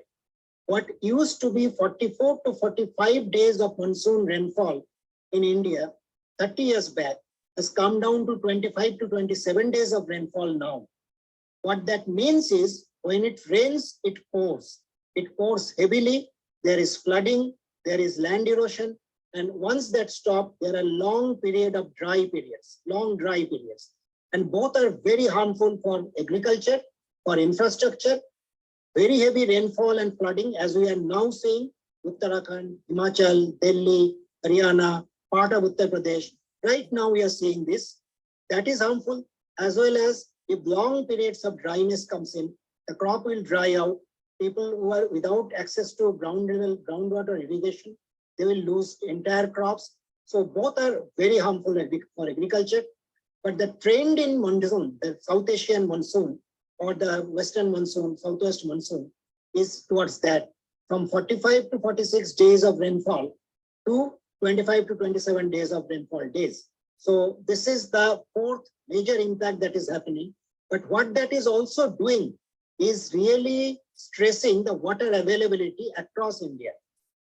Because if it rains very heavily, it is not possible that the groundwater will recharge, because it cannot happen so fast. Only when it rains slowly over a long period, the groundwater recharge can happen well. So when it rains heavily, most of it will go as runoff. It will erode the topsoil, it will erode the river banks. The river erosions will increase, which are already happening.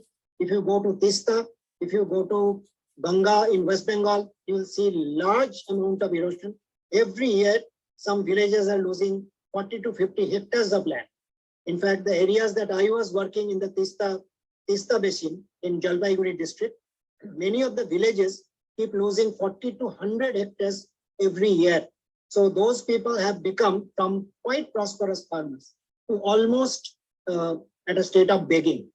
So this is increasing rapidly because of this concentration of rainfall over a fewer number of days and concentration of intense rain. But what that also does is your water storage structures and the groundwater recharge cannot cope with that. And as a result, what is happening is water availability over the drier periods for your agriculture, drinking water, power, and industry. Because industry needs water.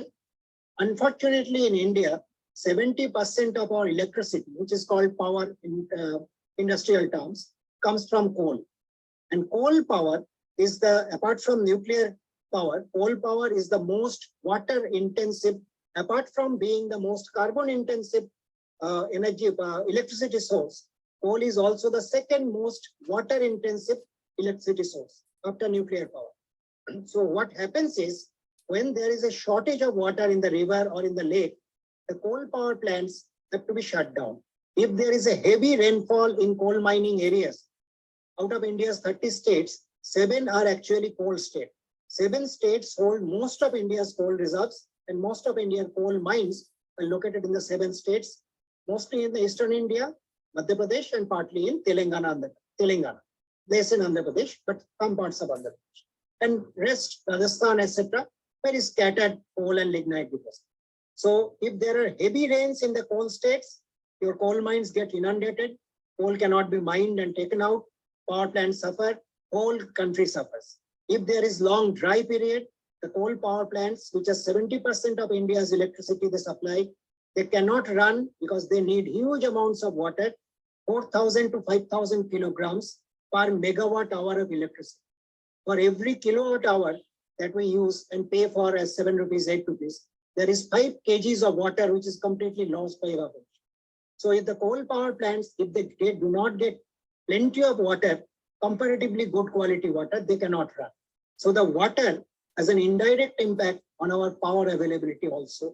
And we have already seen that last year in 2022, when there was a period of dryness, a lot of thermal power plants, the coal power plants, were shut down. Not because lack of coal, but because of lack of water. So these are major impacts that are happening. The fourth impact that I will come to, the fifth impact I will come to, is actually on people, directly on working class people. And this is the impact that we are seeing, as I was already mentioning. See, last 3-4 years, particularly last year in 2022, this is probably more on top of the mind. Last year, many of you might have noticed that on many days, the reported air temperature, the temperature Met Department reports, is actually called 2-meter temperature. It is measured 2 meters above the ground, the air temperature in shade, not in direction. Right? But it was shown by satellite imagery by NASA that when the air temperature, the 2-meter temperature, as reported by India Meteorological Department, was 44 to 45 degrees, the ground temperature, the ground surface temperatures were anywhere between 55 to 61 degrees Celsius. So today, think of roughly 3 to 4 crores of street vendors. A very large part of these street vendors sit on these roads with black tops where temperatures reach 60 degrees Celsius. And they spend their hours together selling their wares, and that is their primary livelihood. Without that, they cannot feed themselves, they cannot feed their families. Sitting there, and we have seen this, I am working with the National Hawker Federation on building resilience. And I've seen this, a lot of people are actually fainting. Because if you think of the temperature, 55, 56, 60 degrees on the ground, sitting just above the ground, the above ground, immediate air above ground is much hotter than your 2-meter temperature that the Meteorological Department reports. And the black tops, mostly roads and pavements, these are even hotter. That means much hotter than the 2-meter temperature.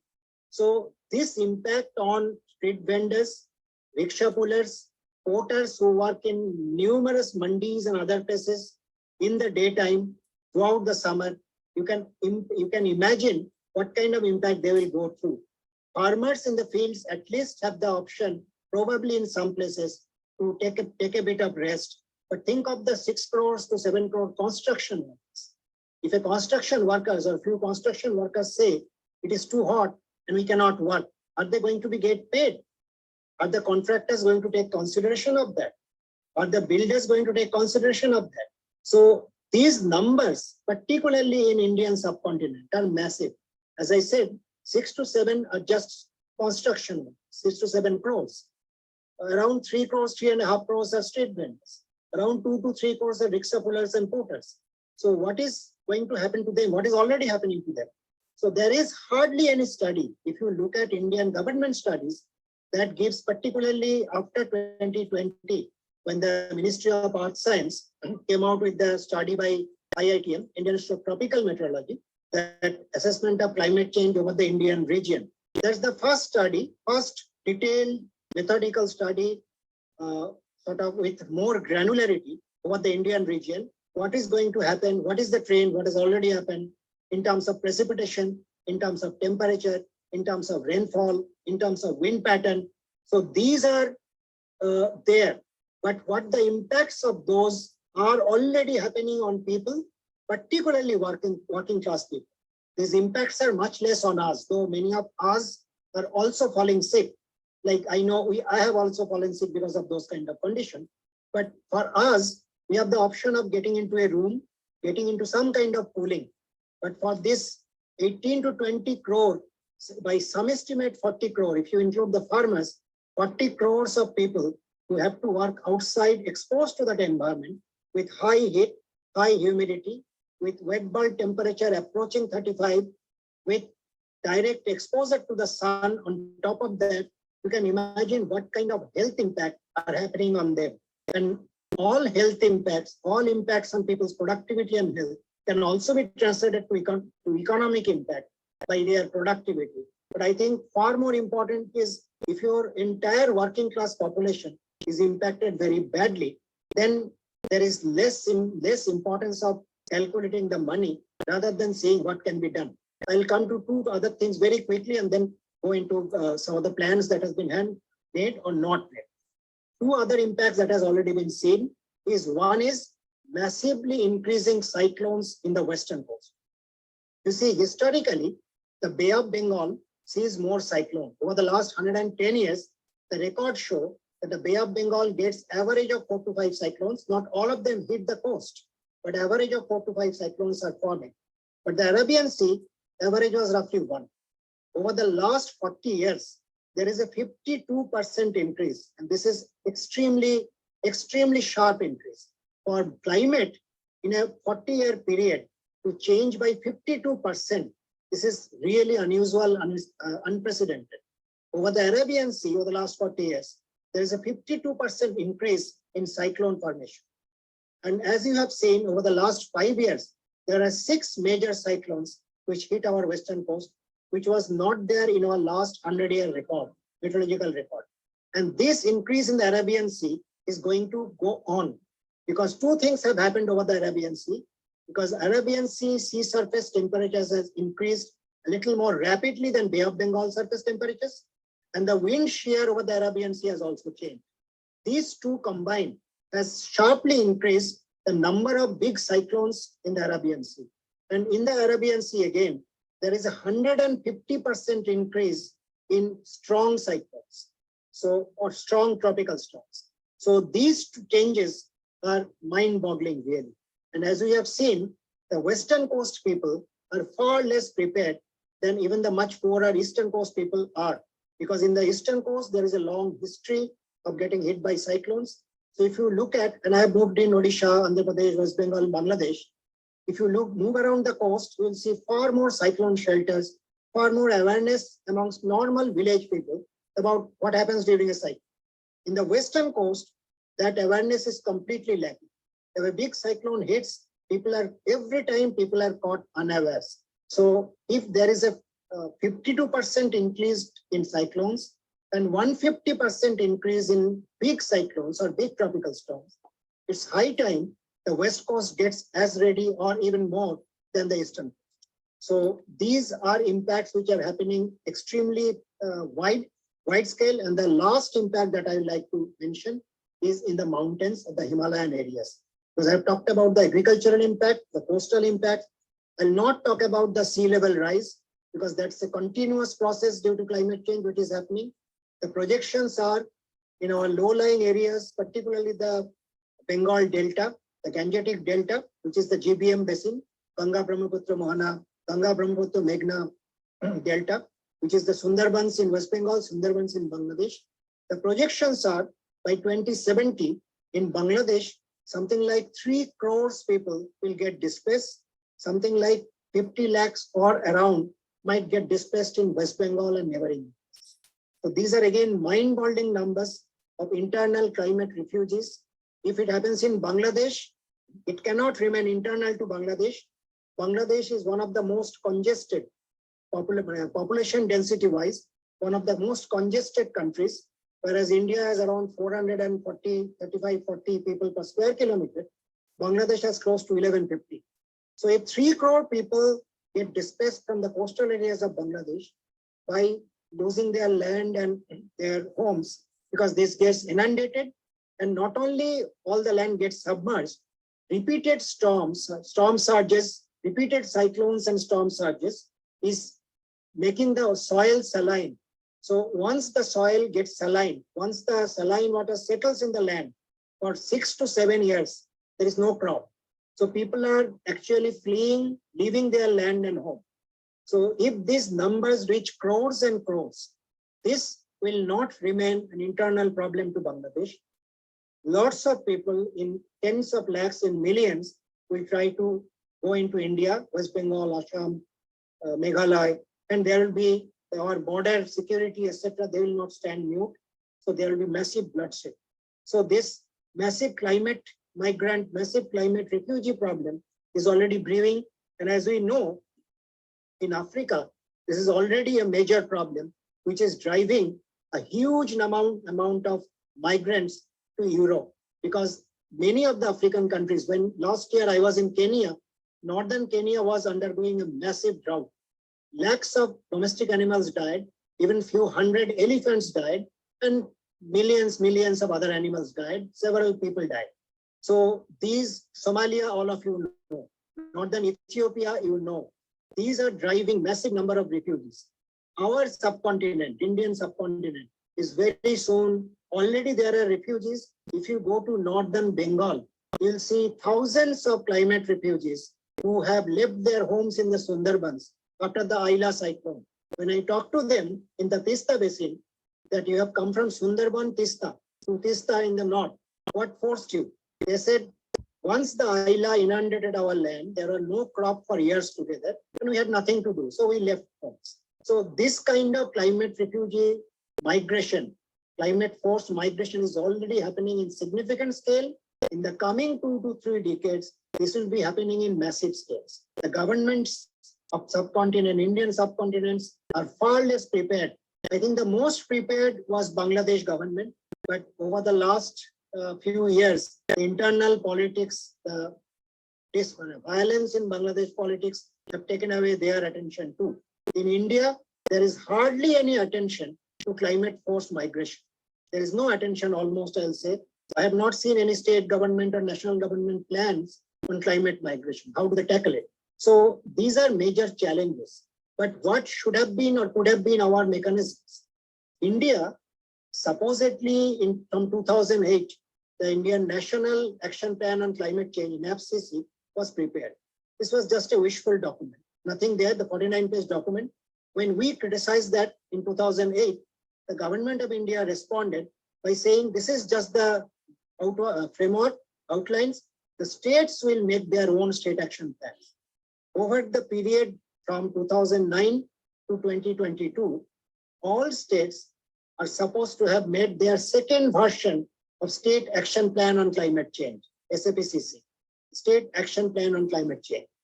I don't know how many even government officials of the relevant departments have even seen those plans.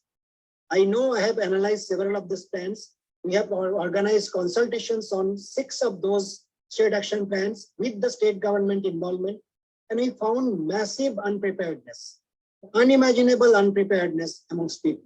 I remember in 2012, when we held Uttarakhand State Action Plan consultation in Dehradun, they said, I'm quoting their parliamentary secretary, who's equivalent to the minister, junior minister, ab to hamare aankhein khol diya. Once we left, aankhein band ho gaya. In 2013 Uttarakhand disaster, the Uttarakhand government was caught completely unprepared. So this is more or less the state of many status in many states. The state action plans on climate change, which are supposed to be the comprehensive response plans of to climate change by the state governments, are in disarray. Some documents are there. Most people don't know what they contain. Most people don't know whether this actually reflects. There was no ground level impact studies done in different regions of the state before planning this. The second level of action that has happened to some extent are the heat action plans. some cities have come out with their heat action plans. After the UN organized their international heat action plan conference in New York, we were there in the UN headquarters. After that, that is, I think, 2018. After that meeting, a lot of national governments pressurized their local governments and the state governments for heat action plan. That's the only area where some progress has taken place at the city levels. So probably those who want to engage, it will be better if they can engage with their local self-government, urban self-government, municipalities, with them for the heat action plan, because a very large part of the urban working class population are working in those cities.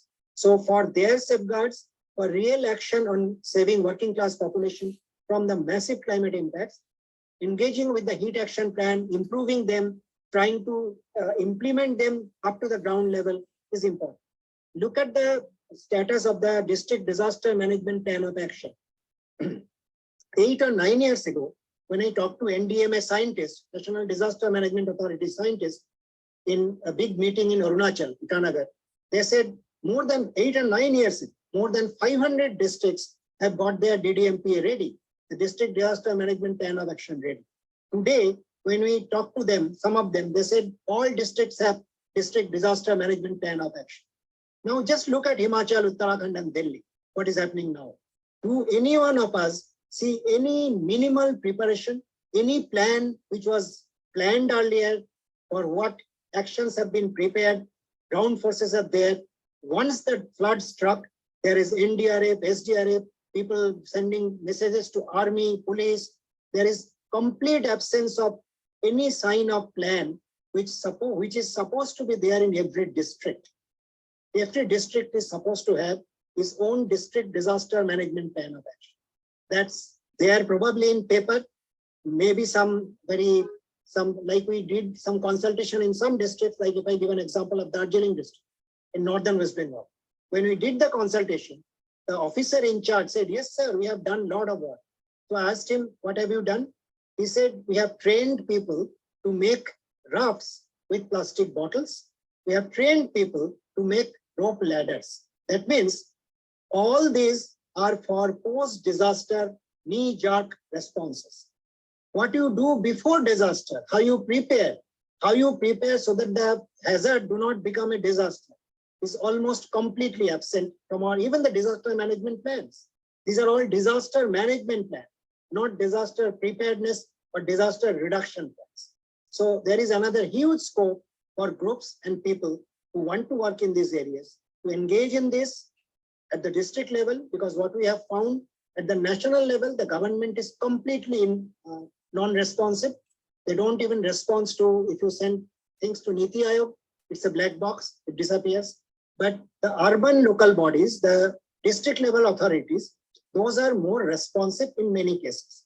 So our intervention, if real intervention need to be done at the big city level and the district level, these are likely areas where groups can respond, can intervene, and can really improve the situation from multiple angles, like making heat action plan for cities more effective, like what can be done for areas, low-cost areas, like Jupri-Jaggis, unauthorized colonies, which are so densely packed that their temperatures, like all of you know, the urban heat island effect actually increases the temperature of within the city, inside city, 5 to 6 degrees above the ambient temperature outside.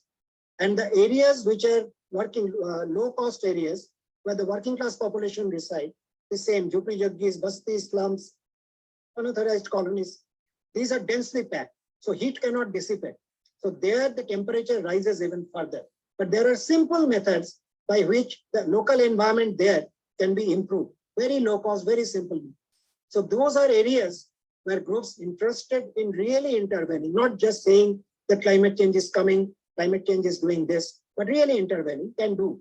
Like I know there is huge opportunity of working, like I've started working with the coastal fish workers, the National Fish Workers Federation, which is the largest union of coastal fish workers in India, with more than 1.5 crore coastal fish workers in India, and the National Platform for Small Scale Fish Workers, which was largely for inland fish workers. With the temperature rise, if you have seen the studies from Europe and those studies can be done in India too. Their inland water bodies are losing water at a rapid scale because of evaporation and evapotranspiration.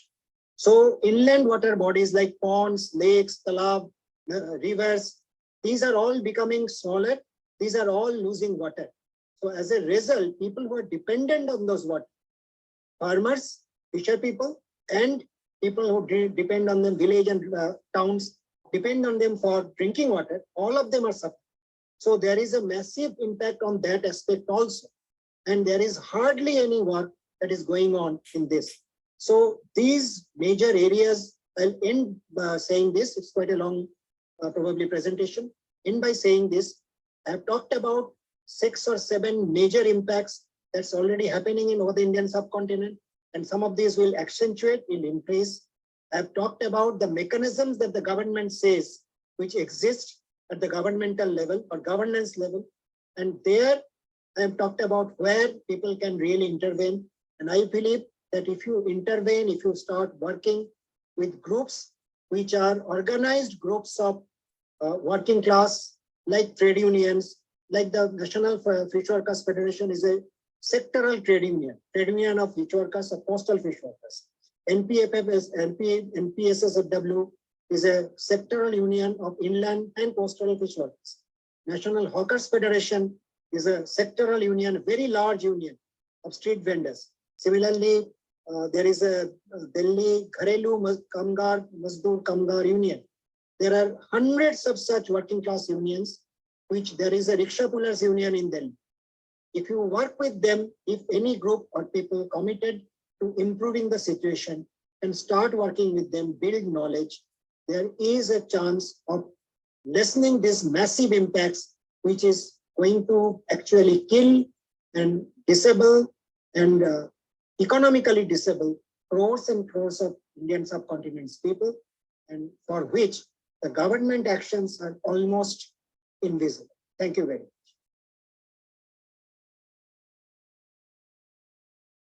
Thank you. Thank you very much, sir, for such a informative and culling out all the possible impacts and also the way forward, localizing it. Thank you very much. I found it very informative, and thank you, हमारे आँख कान सब कुछ sir खोल देने के लिए to start our this web policy learning program. So in fact, I have quite a bit of questions. I'll try to summarize them so that it makes context with all the participants.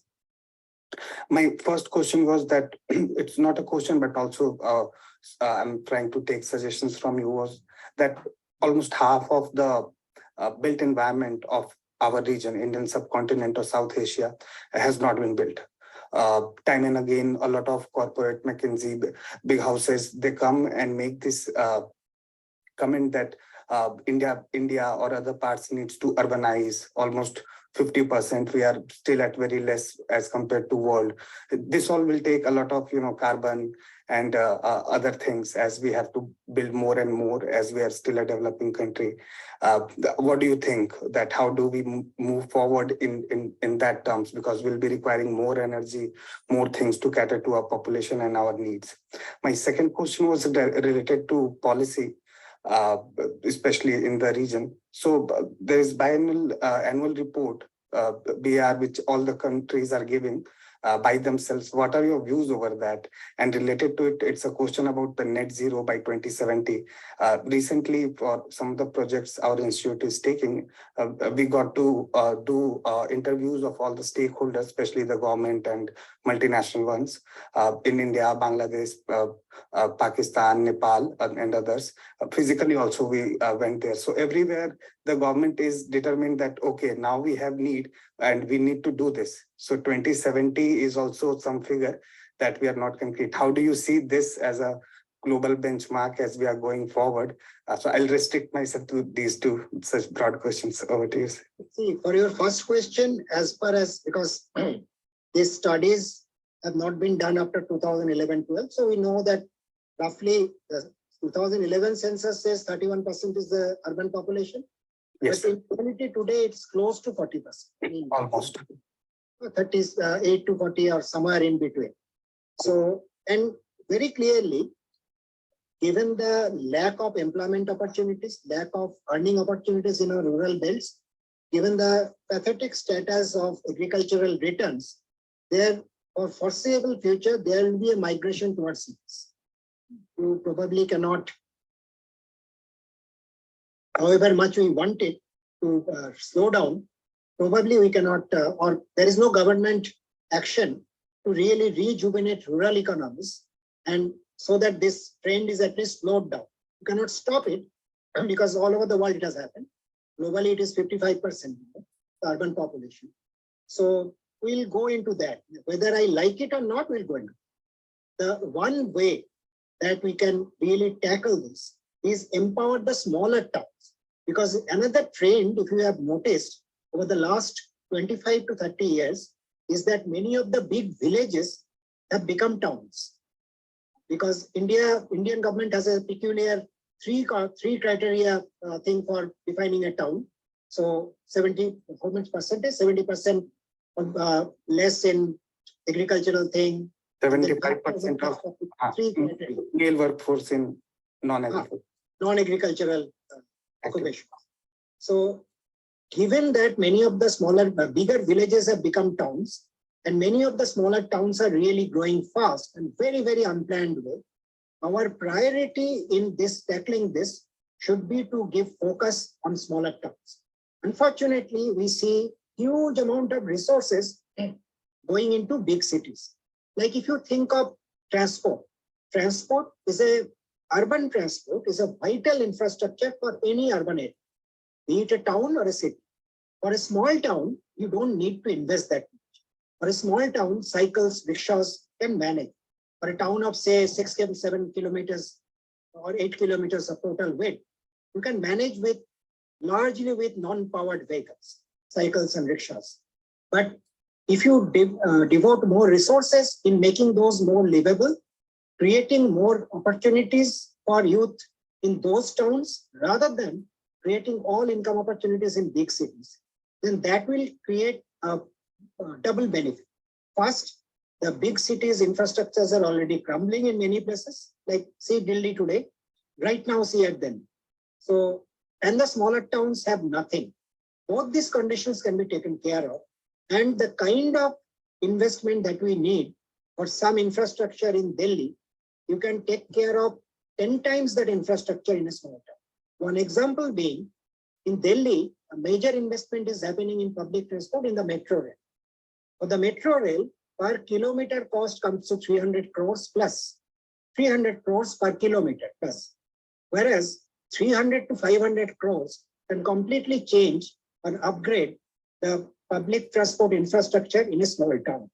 So for every kilometer of metro in Delhi, you can improve the public, completely change the and make it modern in a small town for the 1 kilometer. So our focus is very lopsided. We are devoting far more resources into urban areas which are very big and which are going to collapse in any way. Because I don't see how Delhi is already 2.2 or 2.3 crores. I don't know how Delhi can support 3 crores or 4 crores people. I'm talking about Delhi's political boundary, not the NCR. NCR is much bigger, and NCR has much more space. So one very clear target should be to create more opportunities in rural areas itself. And for that, two things are needed. One, to make agriculture more remunerative, but also make agriculture-based small industries. Give the infrastructure, give the facilities for creating agriculture-based small industries. Like, see, if now there is a huge talk about solar energy, wind energy. The rural areas are blessed with much more than urban areas because they have much more space. If you just provide proper cold storage in rural areas, farmers can get far higher price. Like almost every year, we see this.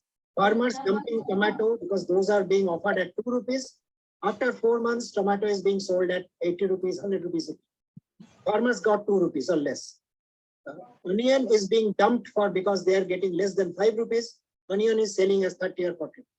If you provide cold storage with local solar and wind energy support in all villages, this will drastically change India's agricultural income scenario.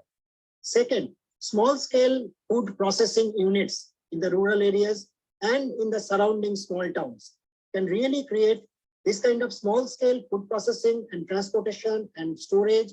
This can create a very large number of employment. If you look at estimates, a big industry today creates one job for roughly around 5 to 10 crores of investment, whereas a small scale industry create one employment for 5 to 10 lakhs of investment. That means for the same investment, you can create 100 jobs in a small industry that you create one job in a big industry. So these are major policy shifts that we need to do. And this will create both a condition where rural to urban migration will be reduced, and also the nearby small towns of those rural areas, there will still be migration. People will migrate to the nearby rural areas, town areas, because there are more opportunities there, and they can anytime go back. They can still go back and cultivate their fields. They can still get food from their own homes. Instead of coming 2,000 kilometers, labor from Bihar going to Kerala to earn a livelihood, that kind of thing can be drastically reduced. And your second question was around? It was around the 2070 goal for net zero. Okay. And that's a very important question. Report, yeah. That's a very important question, because when India last year brought out this year before in Glasgow, this proposal, the whole world was quite surprised. But if you look at the trend, first let me talk about the net zero. The net zero is a farce. Let me speak very blunt.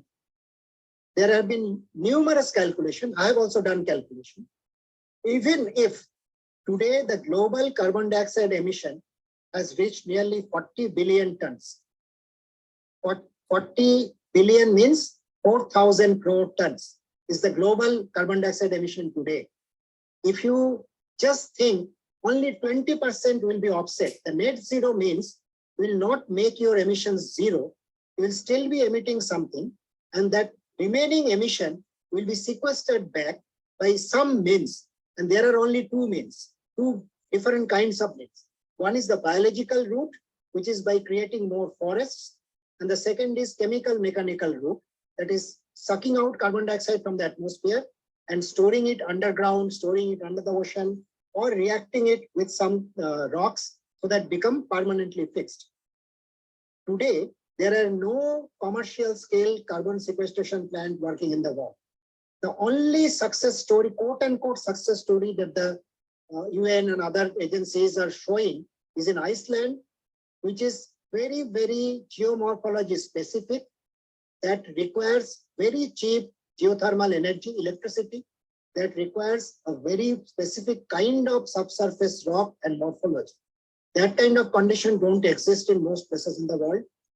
Where else can you sequester carbon dioxide if you have to do net zero? Instead of real zero, if you have to net zero, that means sequestering back. Where will you store the carbon dioxide? Even if you can suck the carbon dioxide out of the atmosphere economically, which is not possible, where are you going to store it?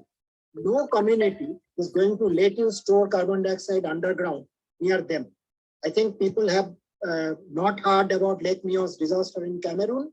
They should read about the Lake Meos disaster.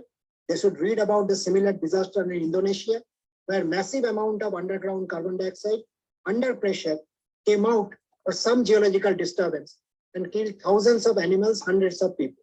So people are not going to allow it. Even in the developed countries, people are tremendously against this.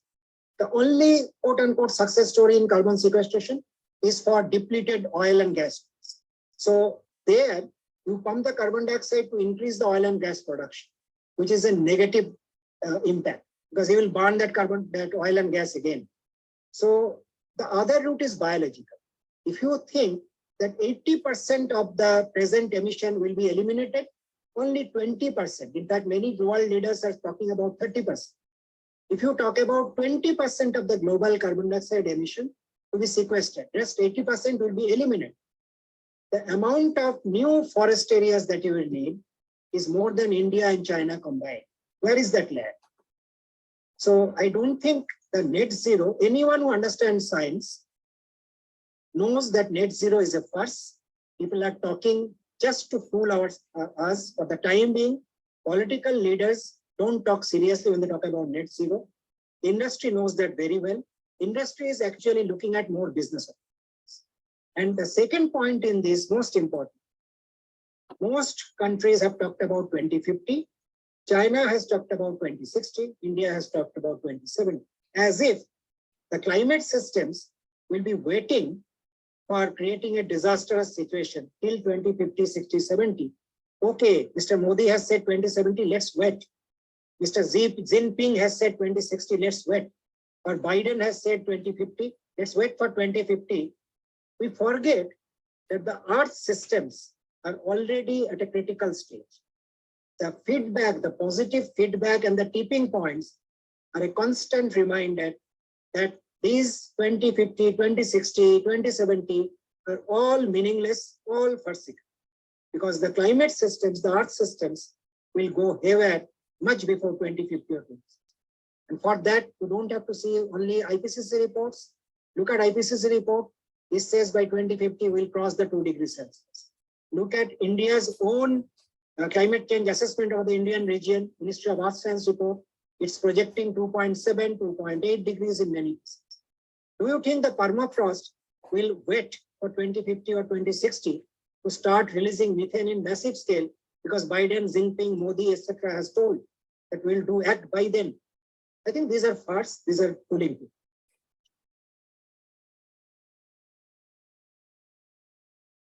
Thank you so much, sir. I'll just add a follow-up question because that is what all the countries of our region is also giving. I request any of you Yes. who want to check it, just check that this present emissions total is around 60 gigaton of carbon dioxide equivalent. The carbon dioxide part is almost 40 gigatons. If you take 20% of it, 1/5, 8 gigatons, and see at 3 to 4 tons per hectare, how much new forest you, and that also assumes that none of the existing forests will be cut down, which is not possible because there is deforestation going on. There is a huge demand for wood for global industries, furniture to everything. So if you just calculate how much new forest, the absurdity of this net zero proposals will realize.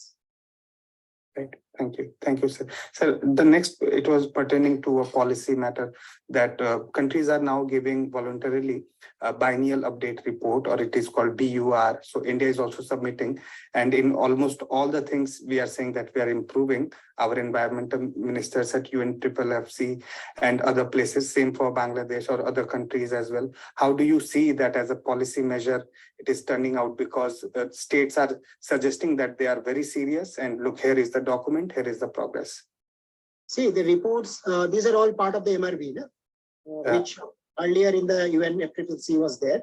Yes. So there was a lot of contentious discussions in the UNFFC. We have observed this, we followed this in many of the COPs. The developing countries said, you cannot impose the same kind of reporting and monitoring requirements as you are imposing on the developed countries. Because this actually denies the Climate Justice Act. Because it's true that India, Bangladesh, Nepal, Bhutan, we cannot be called up the same standards of present action as US, Japan, Russia, Europe, because they have created this problem over the last century at a massive scale. We have not created, though we have started contributing to this problem for the last 10, 20 years. China over the last 20 years, India over the last 10, 15 years. So one is the requirement should have been different, but given that India, Bangladesh, everyone is reporting, I think partly it is true. Because if you look at India's, that comes also from what kind of commitment or pledges. It's not commitment because now after the Paris Agreement, none of the pledges are actually binding. They say it's with legal effect, but it's not really binding. So these are more pledges. Paris Agreement comes on pledges, not on commitments. So if you look at India's pledges, what are the three that India pledged earlier? One is that 40% of its installed electricity capacity will be from renewable energy by 2030. So India has improved on that. India actually internally said by 2022 that India has not achieved, but by 2030, the modified pledge of 50% of our installed electricity capacity from non-fossil fuel, not renewable, from non-fossil fuel sources that India can achieve, which will not help much, but given the pledge, India can achieve the pledge. What are the second pledge? That Earlier it was 33 to 35, now it is 40% or something of increased energy efficiency. That means reduced emission intensity. That also India can achieve because that's a normal industrial process. Any nation which is industrializing and modernizing, like countries like India, Bangladesh, Indonesia, Malaysia, Thailand, all of them, the process is as your industry modernizes, your efficiency goes up, your emission intensity now can go down even further because part of the energy or electricity is coming from renewable. Plus less amount of coal electricity, coal derived electricity is coming into the industry which is produced. So the energy efficiency or emission intensity reduction, increase in energy efficiency, which translates to emission density, emission intensity reduction, that is being achieved. And I think by 2030, we'll achieve a little more than what is pledged. The third pledge, if you look at this, Indian government now is not even uttering that. The third pledge was that India will sequester an additional 2.5 to 3 gigatons of carbon dioxide by 2030. Indian government realized that that is not possible. That will create a huge contested situation,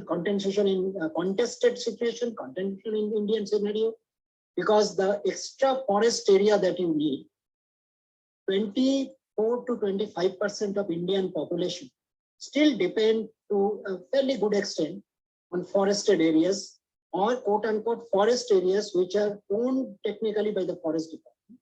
Some 21 point, now 23 they say, actually 21.7% of the Indian land mass. So if you want to take half of that area and give it for reforestation, it has to be done either in participation of local population through the Forest Rights Act, which the governments are not interested at all, or there will have to be forceful displacement of already existing inhabitants, and there it has to be handed over to both the forest department and industry. This will lead to massive disturbances. So over the last 2 years, you'll see this is not being talked at all. The last ones that Indian government said, including here, let me say the one that was announced last year, the lifestyle for environment. These are the schemes. In fact, the present government is very fond of coming out with good sounding names. I sometimes feel that I don't understand any science, or the government is bluffing us. I see huge investment in airports. I see huge investment and incentives for new airlines and airports. I see low-cost trains being discontinued.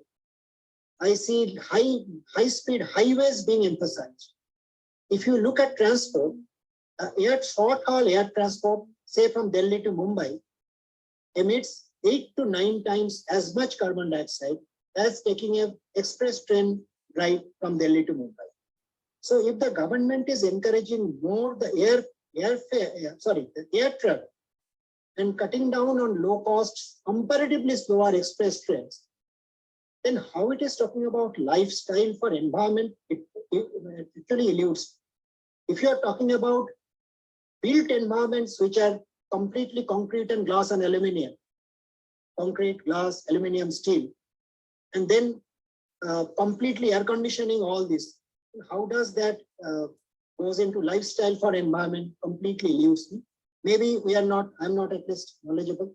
Maybe some secret science is there behind the government's plan, which the scientific community is not aware of, the government planners are aware of.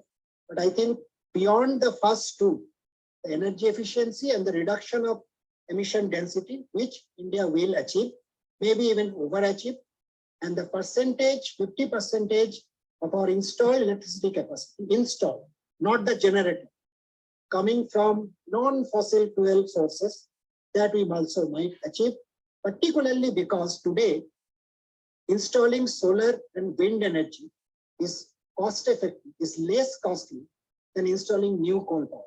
Because a new coal power plant, if you install even in the generated power terms, a coal power costs around 3 rupees 50 to 3 rupees 60 paisa per kilowatt hour, whereas a new solar power plant, when it generates, costs around 3 rupees, 290 to 3 rupees a kilowatt hour. So even plain economic sense dictates that we don't go for any more coal power plants, we go for solar, wind, maybe also the other kind of renewables like geothermal, tidal, wave energy. So the 2 pledges will be achieved, might be even overachieved. The 3rd pledge, probably the government realized is improbable to be achieved. And the other plans that are being, the propaganda is being done, I think those are for image creation, not for real action. Sir, I had a question. You will little louder, please. Sir, yes, sir. Let me just. Am I clear now, sir? Sure. Sir, so I had a question about early warning systems. With regards to disaster management, if we talk about in India, do we have good, do we have early warning systems? If we do, then do we have any action plans beyond that? Like we talked about Uttarakhand and Himachal and how these areas are impacted, like especially now the monsoon season with the flash floods coming in and everything. I wonder that, like, with regards to disasters that is disasters like caused by climate change, and how much is the predictability? Like we talked about IMPRI and the institute, like how much can we predict? To what extent can we predict? If we can predict, then how much is the possibility that of installing some early warning systems if we can? And like, do we have them in place right now? Like, do the state governments are they doing something about it? And like after the early warning, then what should be the action plan? That is my first question. And I have one more question, sir. So we talked about wind energy and solar energy and coal power plants. So I wanted to ask about the hydropower plants. And how much, like, while the construction of hydropower plants in like the areas like Uttarakhand and Himachal and Nepal and Bhutan, and it's a continuous process. It still goes on. Many types of hydropower plants run up the river and and bigger plants like TD Dam and everything. How much climate change impacts, I would say, the functioning of these plants? And secondly, while we're constructing these plants, how much is the climate change being considered when these plants are being constructed? Because these are fragile areas, the ecosystem, the mountains are really fragile, and how much do we consider, like how it's going to impact the population around these plants? Like on TD last year, I think also the reports came about land subsidence. The people who are settled, rehabilitated in the new clearing area, received cracks in the walls of houses. And so things like that happen. Like how much consideration is being given to them while the plans are being made of constructing these. Okay. See, the first question that about disaster management, actually, that's why I mentioned very specifically. After the National Disaster Management Act, which followed the tsunami, 2004 tsunami and 2005, the National Disaster Management Act, our whole focus is a little skewed. It's mostly on disaster management. And if you look at the plans, most of the actions that are proposed are once the disaster becomes a disaster. Once you must realize that there are difference between hazard and risk and a disaster. An existing hazard or a risk not necessarily has to become a disaster. Like Delhi sits on seismic zone 4. So that's a risk or a hazard. But unless there is a big earthquake near Delhi, it will not become a disaster. And even then, what kind of a disaster it will become depends on what is our preparation. Unfortunately, most of our disaster management plans are geared towards what you do after the disaster. What is your NDR? Like if you look at the whole setup, NDRF, SDRF, Disaster Management Authority, the boats, the rescue.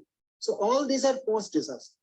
What you do before disaster gets very little attention.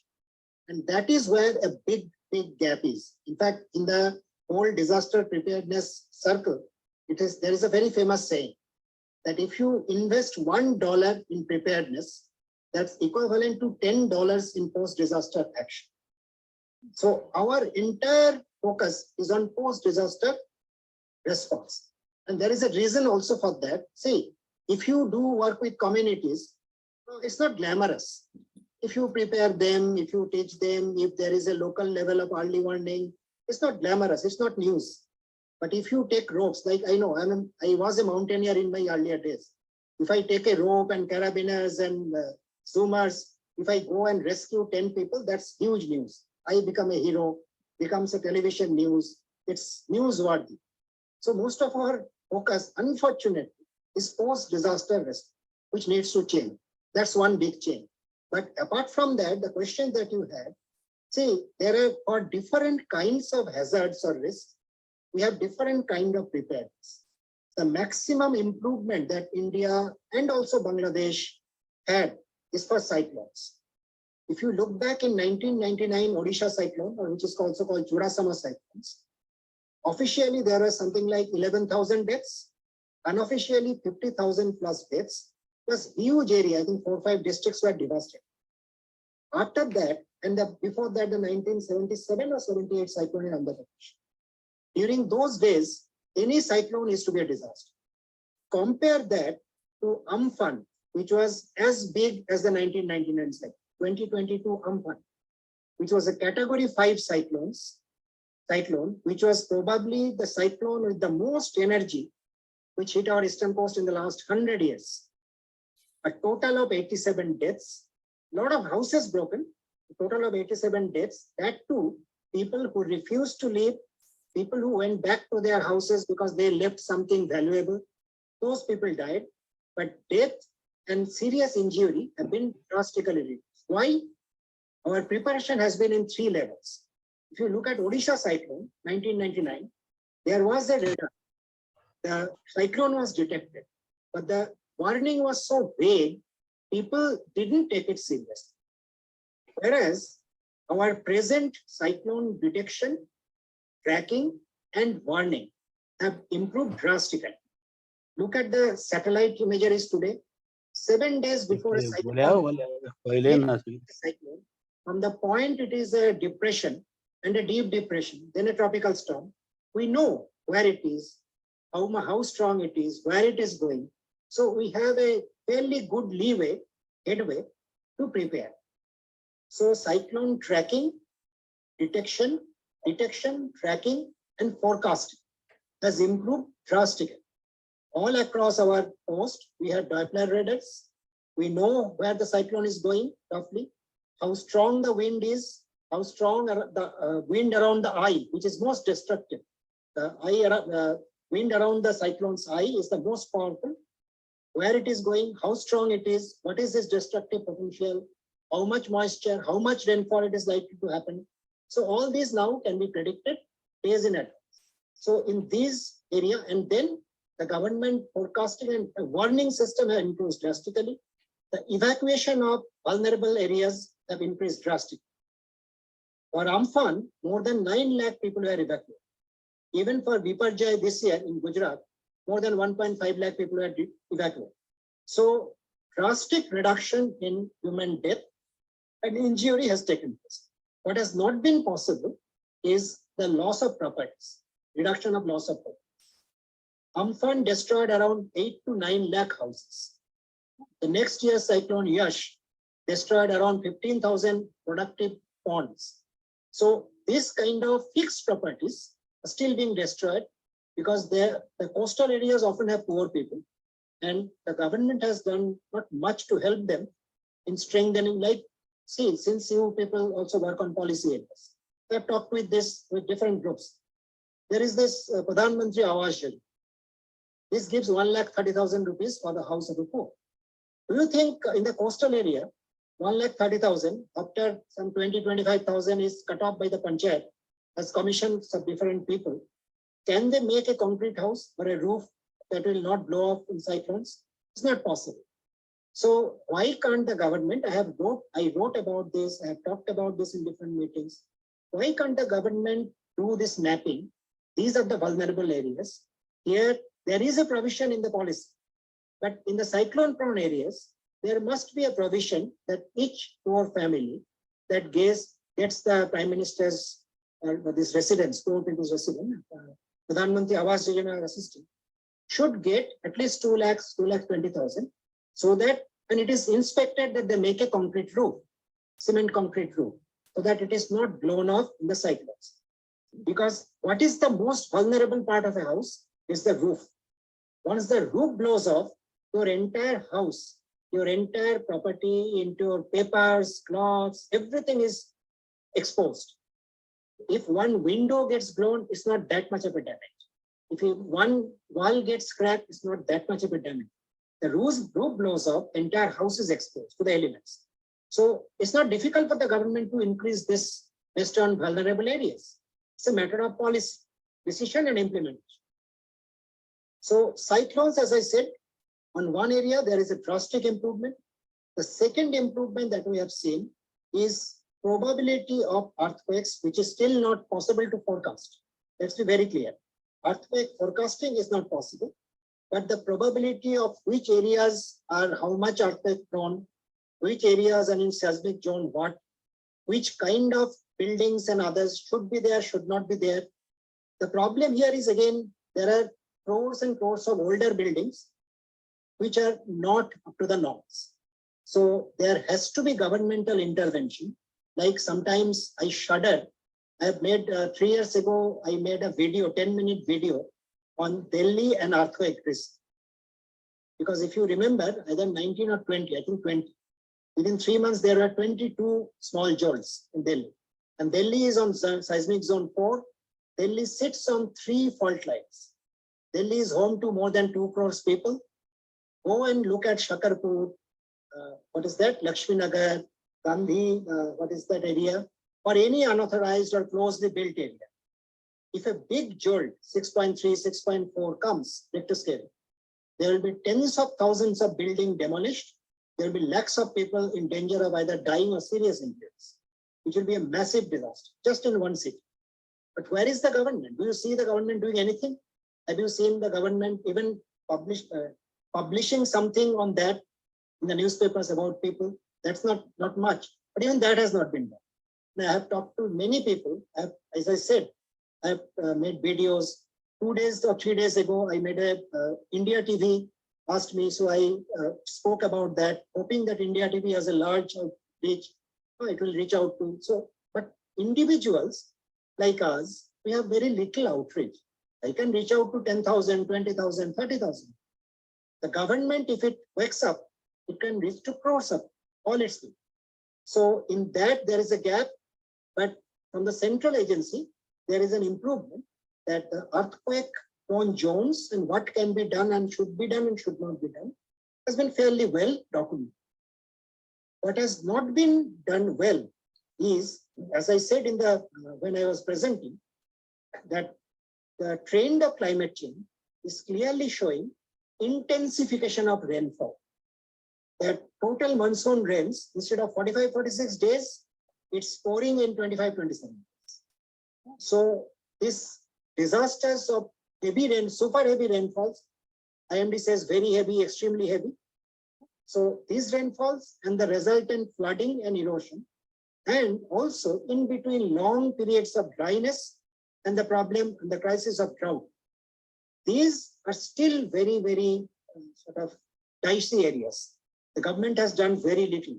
I thought in 2016, we did a lot of noises on that. 2016, the government came out with the farm pond scheme, which started well in several states, particularly in Maharashtra, Chhattisgarh, Jharkhand. But of late, I don't see much. In fact, the budgetary allocations of those have been drastically cut.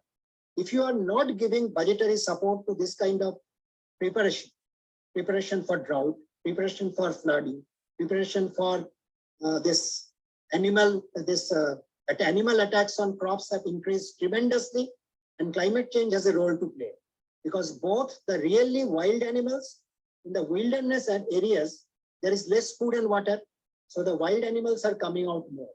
And because of government policies, huge number of cattle have been let loose by farmers who cannot feed them.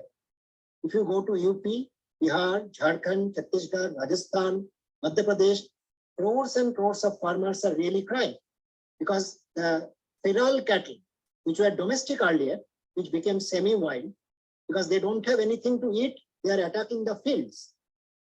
Costly tomato field, one night it's destroyed. Nilgais, cattle, feral cattle, pigs, huge number of attacks by monkeys. So this is now becoming a major disaster, major crisis, which the government is really not taking care of. This is another area. The other area that is government has made very little preparation in disaster preparedness is the heat wave at heat index. Though some cities have come out with heat action plans, large parts of India has really nothing on the ground. Even if supposing Delhi, Telangana has a state level heat action plan, but when Hyderabad was searing hot, not much was seen on the ground. There is an action plan, it is not getting faster. So the preparation, your total question about preparation, that in some areas it is well prepared, like cyclones. The improvement is on multiple levels, except on saving properties. That is one area which is lacking. But in some other areas like drought, heavy rains and flooding, heat wave and heat index, and also the wild animal problem, wild and feral animal problem, which is really drastically impacting agriculture. These are large areas which have not been really looked at. And your second question was about? The hydropower and climate change. Pardon?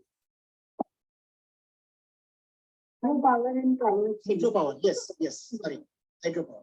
See, hydropower, I purposefully, when I talked about renewable energy, I purposefully avoided mentioning hydropower because hydropower has two segments.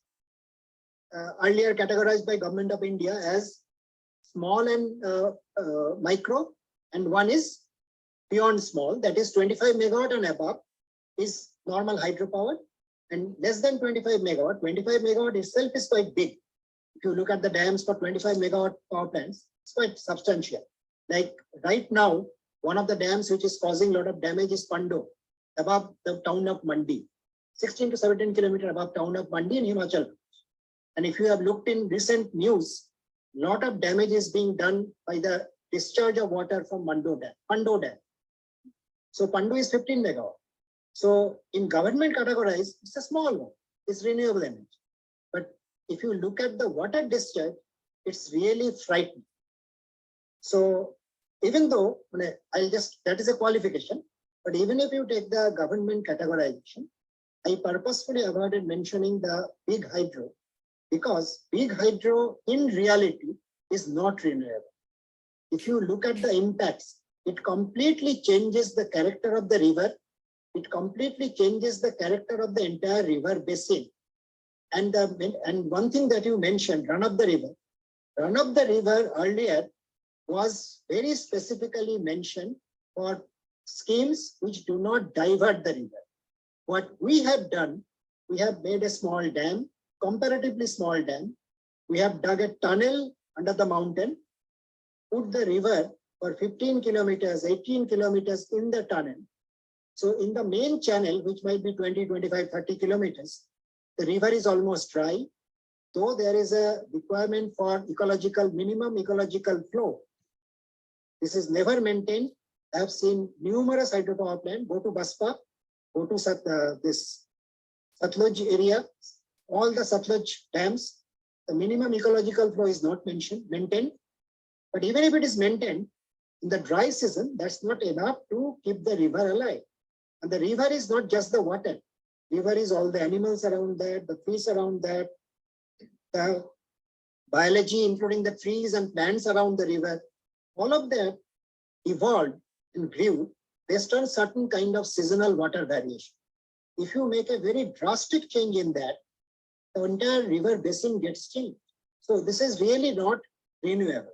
Though 2 years ago, Indian government, over a stroke of pen, converted all its hydropower plants into renewable energy.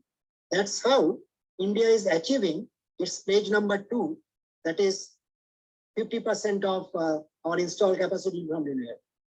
When this was pledged, big hydro was not in renewable category. The Indian government did a trick. So whatever it is, I don't consider big hydro because of the impacts. Because one is that. Second is, if you are really not taking into consideration the climate change impacts over the Himalayas, ISRO has a study, Indian Space Research Organization has a study. Over the last 40 years, they had studied around 813 glaciers in Himalayas, but some 64, 70 glaciers they have studied in detail. 860 they have studied over satellite imagery. And they found there is a loss of over 40 years, loss of more than 21% of surface area. And since Indian satellites were not capable of estimating the depth of the glacier ice, they are not able to at that. Now satellites can measure the depth. Earlier satellites were unable to measure the depth. So you lost more than 21%. Now at the present moment, it is 25% almost, and the depth. So consider the amount of water storage that we have already lost. Our dams are planned based on earlier data. So not so much of water will come, but in the summer, when the heat wave starts, we'll have sudden rush of extra water. After that, we'll have very little water. So at that point of time of flash flood, in the peak of summer, the dams have to release extra water, sometimes causing floods downstream. That has happened already. And the problem with combining these dams for storage and electricity, which is obvious for economic reasons, you just go back to 2018, look at Kerala. What happened in Kerala, I did studies, except 2 districts, Idukki and 1 mountain districts, there was no reason for that kind of rain to cause that kind of flood hazard. What happened is, because the dams are operated by the electricity companies, they kept the reservoirs full so that they can generate more electricity. So when the extra rainfall happened, the dams could not do anything but open all floodgates. So if you suddenly open all floodgates, because the dams otherwise will break, then the lower areas get completely devastated. So 2018 floods in Kerala, 70% was created by the greed of the electricity companies, which was operating those same big dams.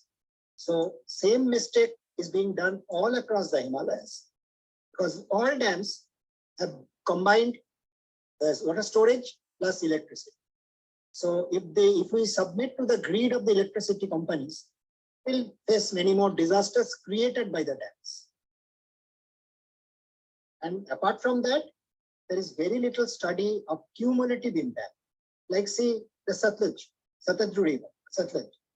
There are so many dams. When you do one dam like Rampur or the Nagpajak, then you do the impact study for that particular dam. But there are 3 more dams downstream, 2 more dams upstream. So what is the cumulative impact? That study is not. So what actually you are causing, we don't know. The impact that we are causing by building these dams, I'm not saying all dams should be demolished. Don't misunderstand. I'm saying even the impacts what we are causing, we don't know. So how do we go ahead? First, we should have a moratorium, a detailed impact study on different conditions of climate change. Only then decide upon what to do or not to do. Thank you. Thank you so much, sir, for your time and sharing so much of detail and knowledge with us. Thank you. We hope to have you in future and learn more at our platform and institute. Thank you so much, and we wish you best of health. Thank you, sir. I think after tomorrow.